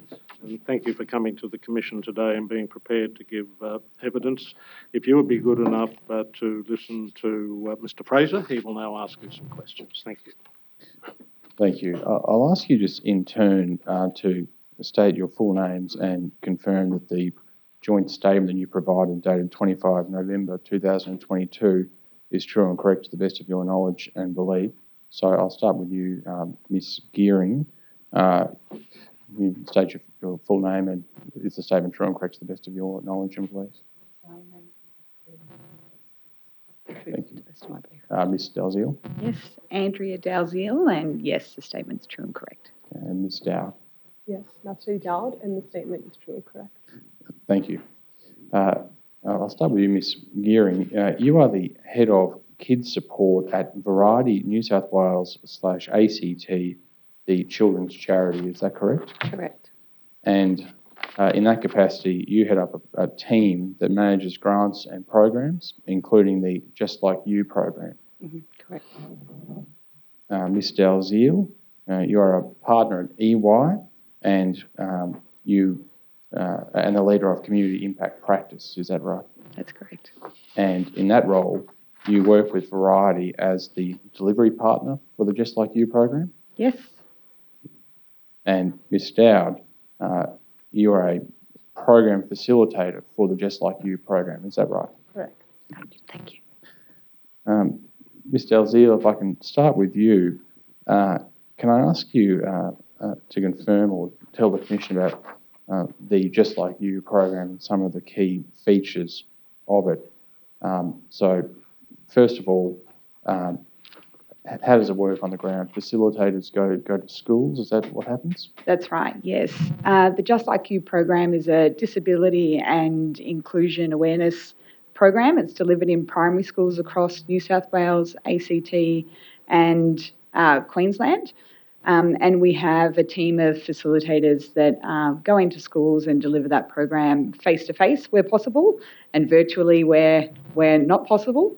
And teachers and students explore a range of topics through the workshop program, exploring different concepts of disability, understanding attitudinal shifts, language, behaviour related to people with disabilities, and driving a more inclusive school community. So it's is it a one-off session that a facilitator runs?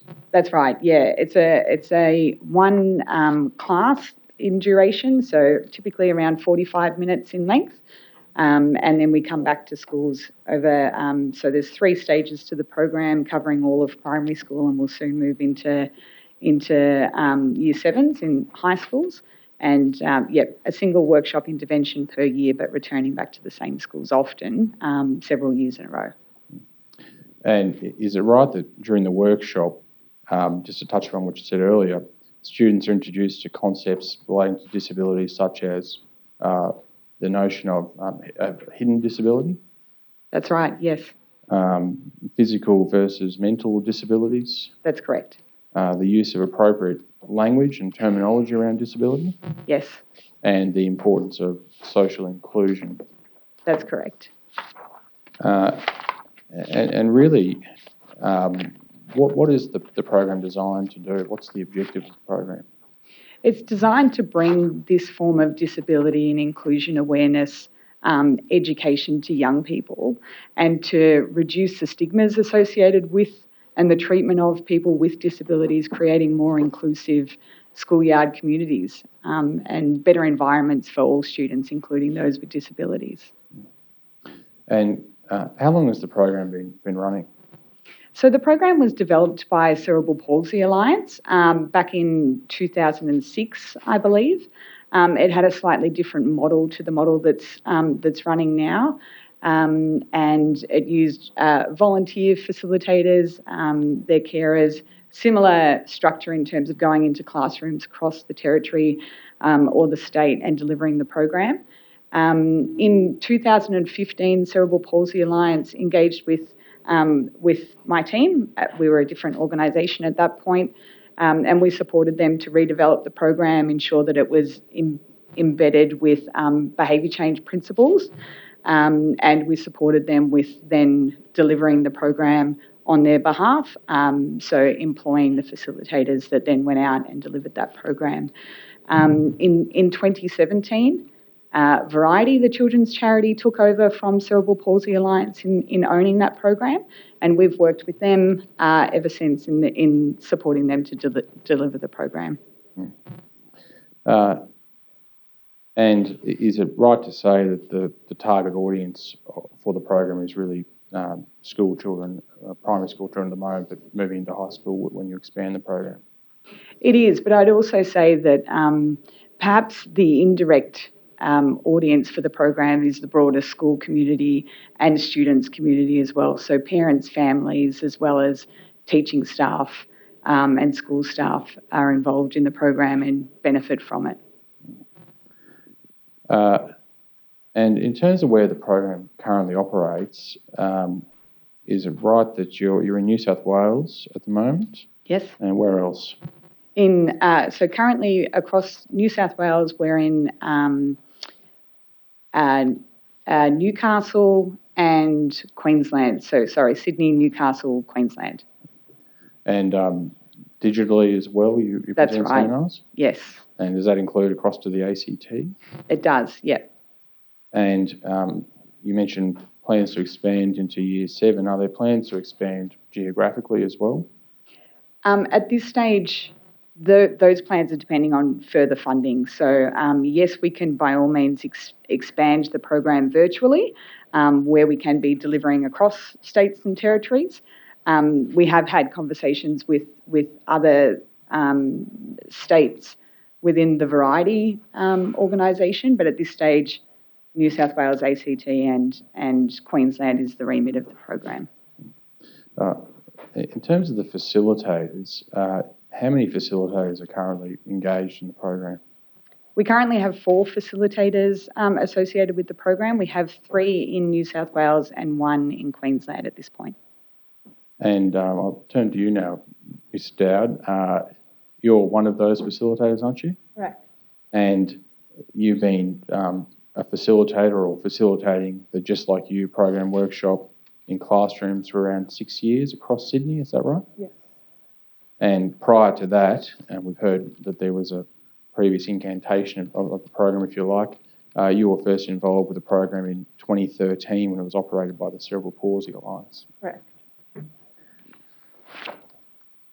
Now, from your perspective as a facilitator, what can you tell the Commission about your own observations about the impact of the program when you go into a classroom and present the program?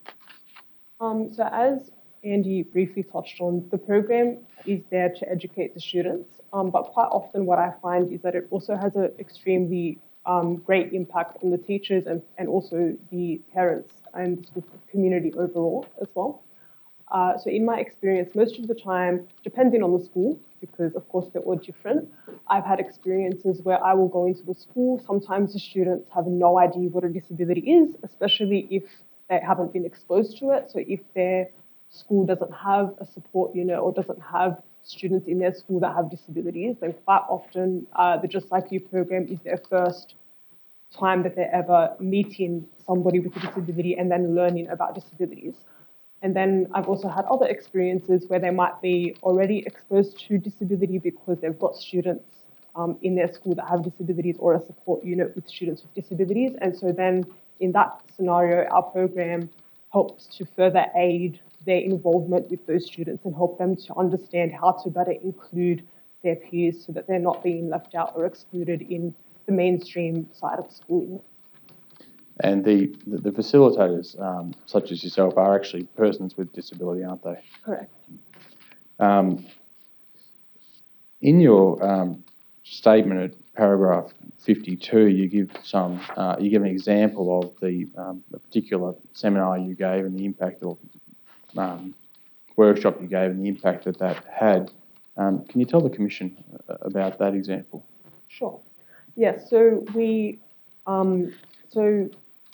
our team was asked to go into a school, as we do with many, and for this particular school, there was a student there that had cerebral palsy, and they, all their classmates knew that they had cerebral palsy, but they had never really had a chance to speak about it or to tell their peers about their disability. And so our program really opened up the door for them to actually be able to speak very openly and honestly about their disability. And the student confidently stood up at the front of the room and just told his class how his disability affects him and how he would like for his peers to treat him and how they can better include him. And as a facilitator personally, who also has cerebral palsy, it was very touching to just see the impact that had on him, because it also, from what I could see, he just had a really great sense of newfound confidence in that moment to be able to so openly speak about the disability. And I think that's something that is so unique about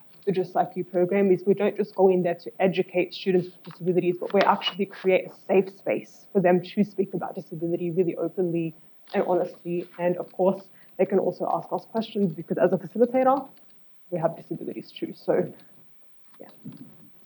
Are there any other examples that come to mind that you've seen on the ground, so to speak? Sorry, what was Any other examples that come to mind of experiences you've had where you can speak to the impact of the program? Sure. So I've also had a similar experience where I did go into the school, and in this particular circumstance, one of the parents of the school was invited to come in and observe the session because her son in one of the classes had autism. And I had a opportunity to speak to the parent before the class came in, and she let me know that her son has autism, but that he doesn't speak about it at all. And she said that she's really curious to see how her son is going to react to the program, and she doesn't even think that he will mention his disability at all.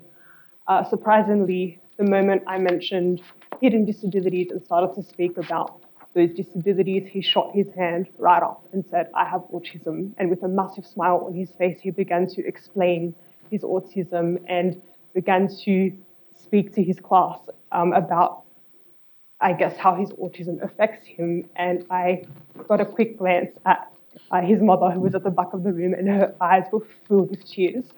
And for me, as you can probably hear, getting emotional, because for me, as somebody with a disability, it's very touching to have those moments. I apologize, sorry. So yeah, it was as a facilitator, it felt very great to be able to provide that opportunity for that student, because I remember when I was in school, I never had those types of opportunities. So yeah. And so when you're in school, do you remember there being a program like the Just Like You program? No. Just touching on any examples, I'll throw that open to the panel if there's any examples of the sort of day-to-day experience of the program that anyone would like to share. I'd love to jump in if I can. And we have many of those stories of impact across the many years that the program's been running. One of my favourites is of a little boy who was in year 5, I think, at the time. This was at a time when the program delivered a workshop A workshop and then came back a couple of weeks later to deliver a workshop B follow-up workshop. And this young year 5 student also had a disability, and throughout all of his schooling life, he'd never been invited to a birthday party. And so in the time between the students all participated in workshop A, and then when the facilitator came back 2 weeks later for workshop B, he'd been invited to his very first birthday party sort of 5 years into his schooling life. So you can imagine the impact that that's then had in terms of this young boy's experience of school and inclusion in that class. Ms. Gearing, if I can turn to you, in terms of the reach of the program, do you have an idea of how many schools, classes and students that the workshop's been delivered to? Yeah, it's it's just like you've been presented in 264 unique schools, 3,274 classes, and it's reached 100,369 students.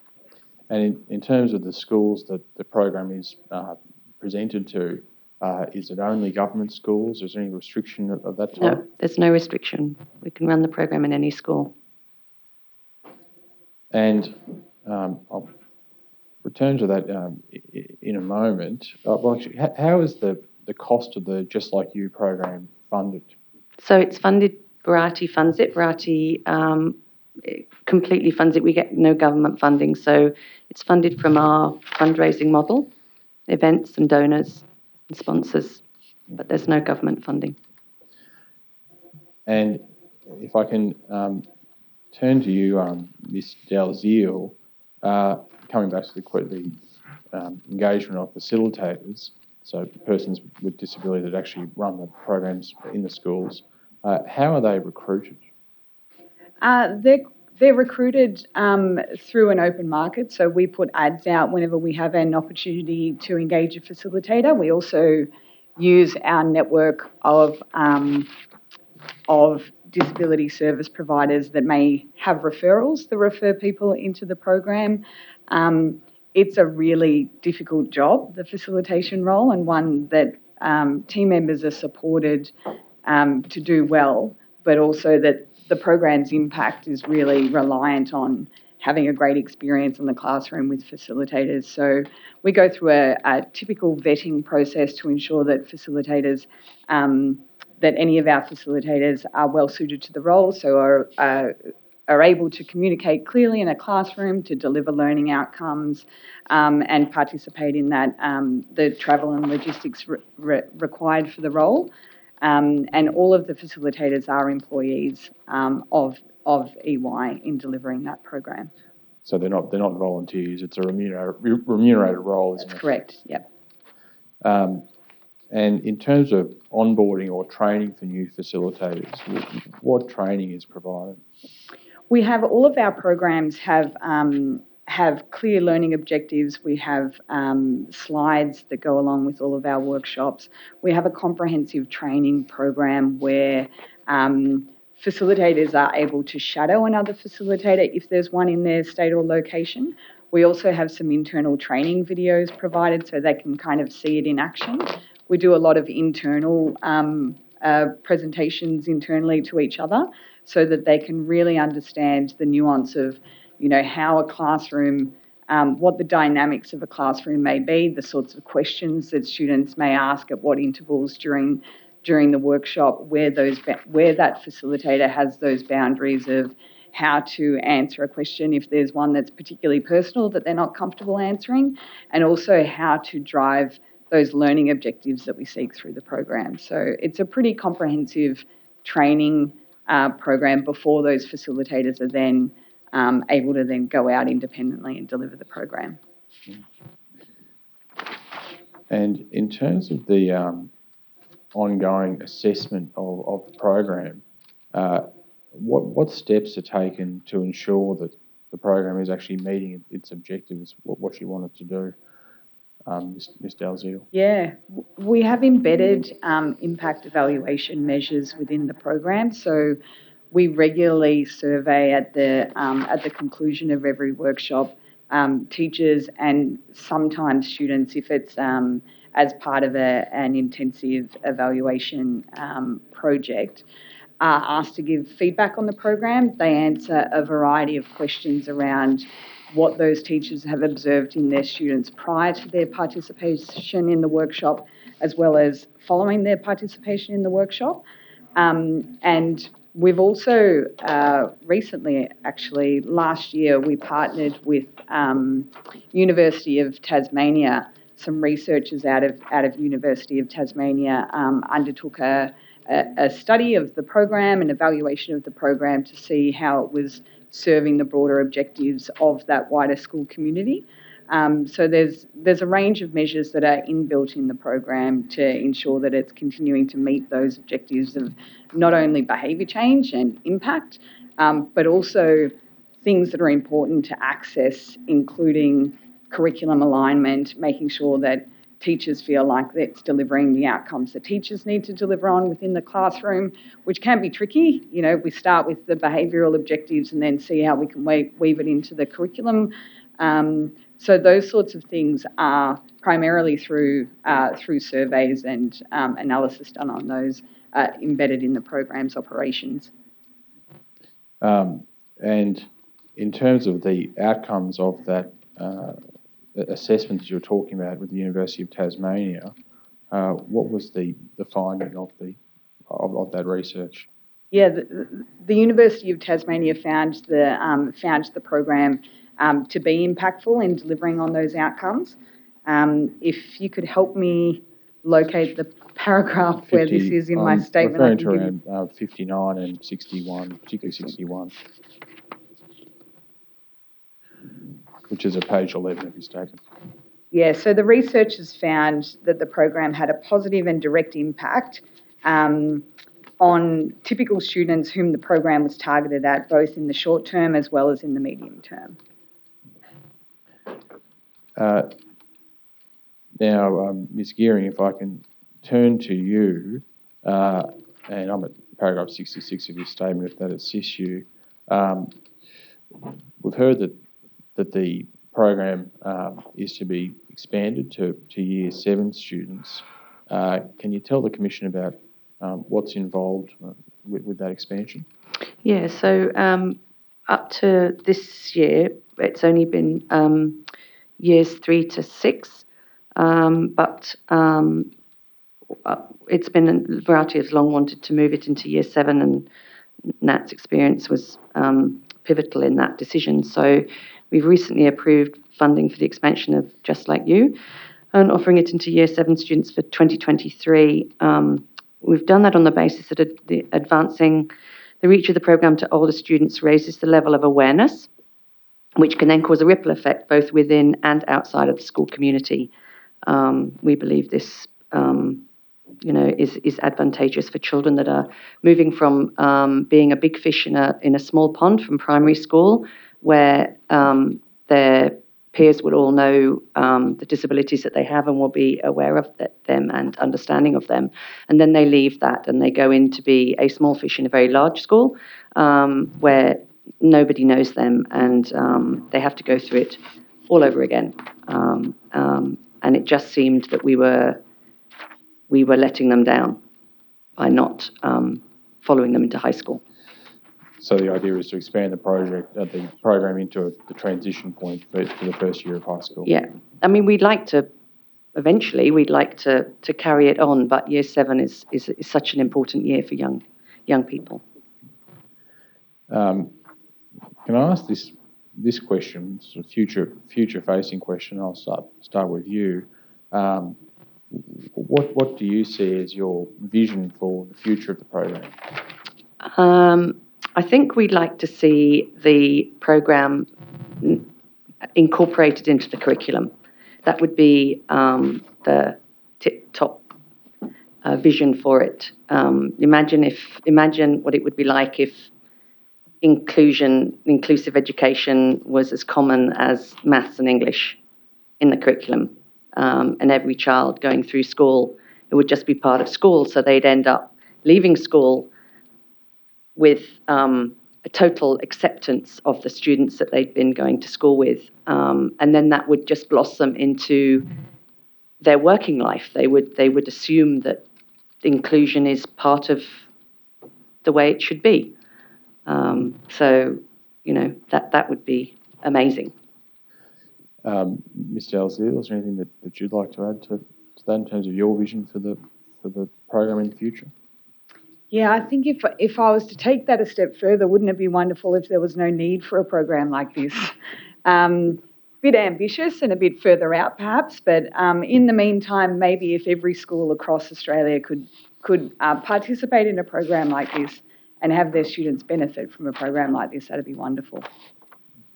And Miss Dowd, as a facilitator, is there anything you'd like to add to that in terms of your future for your vision for the future of the program as a facilitator or personally? Yes. So I definitely agree with both of you. But to add to that, I would also, as somebody who does have a disability, I can personally speak to the fact that if just like you had existed when I was in school, my schooling experience would have been a lot better than it was, because I did endure a lot of bullying, exclusion, kids not understanding me and my disability. So I think that the positive impact that Just Like You has is well worth it, and also will, I guess, outweigh the negative impact that not having the program has caused for a lot of people. And let's face it, bullying is something that happens to many people, not just people with disabilities. But I think what's so unique about Just Like You is we also speak about the importance of differences as well within our program. So although we are there to educate about disabilities, the students also walk away knowing, just as a general rule, that it's okay to be different, whether that difference is a disability or whether it's something completely different. And I think the fact that our program is run by facilitators that have disabilities allows the students to also ask questions that they usually wouldn't be able to ask so openly. And I think that's what makes our program so unique. Ms. Geary, if I can come back to you, in terms of your vision, if you like, of expanding the program in that way, making it part of the curriculum, what's needed to achieve that vision in your view? Money. So Variety itself does not have the capability to fund the program nationally. It needs a government level determination to make inclusive education part of the national curriculum and be prepared to back it and fund it. We have a fantastic scalable model. We've got the course already. We've been running it successfully for 7 years.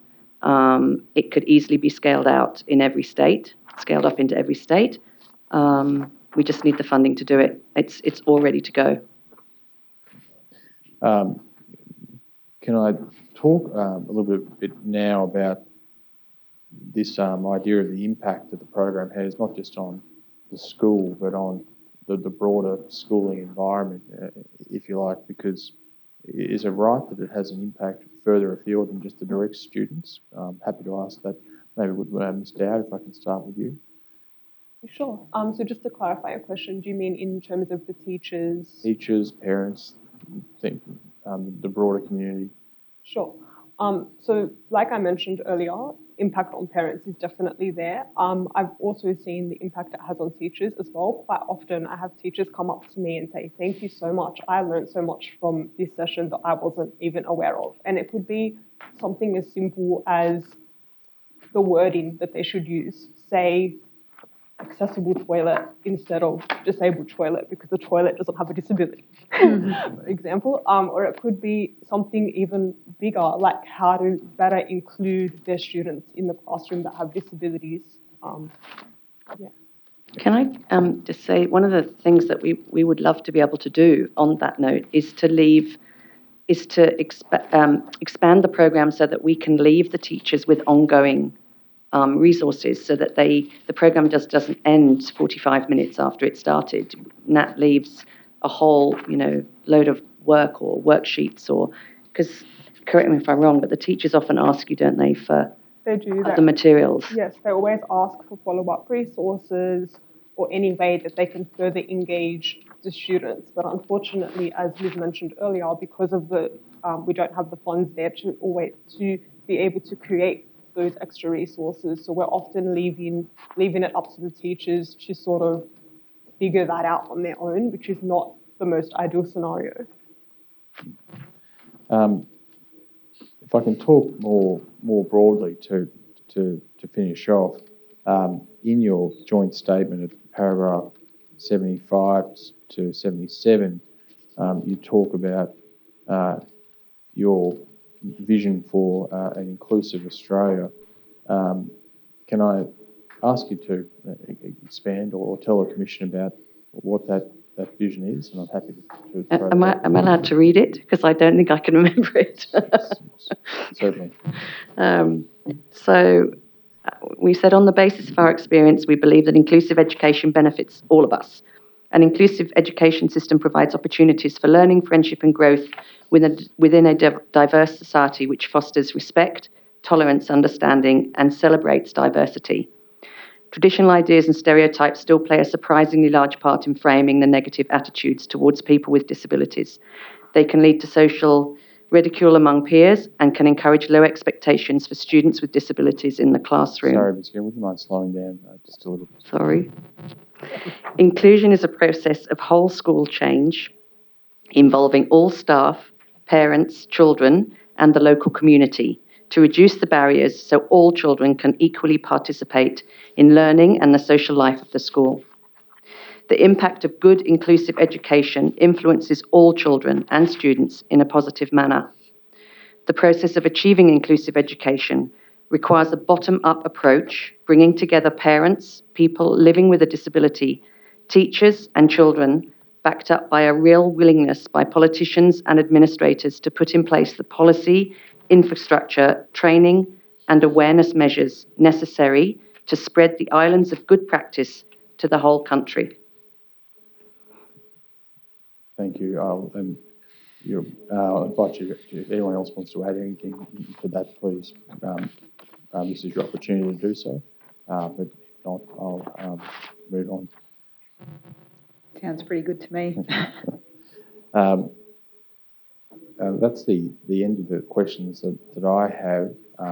Thank you for attending and giving your evidence. Can I, just before I finish, I'll tender the joint statement as Exhibit 31-007 and the accompanying annexure to be marked as 31.007.1. Yes, those documents can be admitted into evidence with those markings. And subject to any questions that the Commissioners may have, that's the evidence of this panel. Thank you very much. Thank you very much for, again, coming to the Commission and for your evidence this afternoon. We do appreciate your assistance and also the work that you've been doing, Ms. Dowd, Ms. Dalziel and Ms. Gearing. Keep it up. Thank you very much. Thank you. Chair, that concludes the evidence for this afternoon, and request to be adjourned till 9:30 a.m. tomorrow morning. 9:30? Sorry, my mistake. 10 a.m. 10 a.m. 10 a.m. That sounds a much more civilised way. We'll adjourn until 10 a.m. The Royal Commission is now adjourned.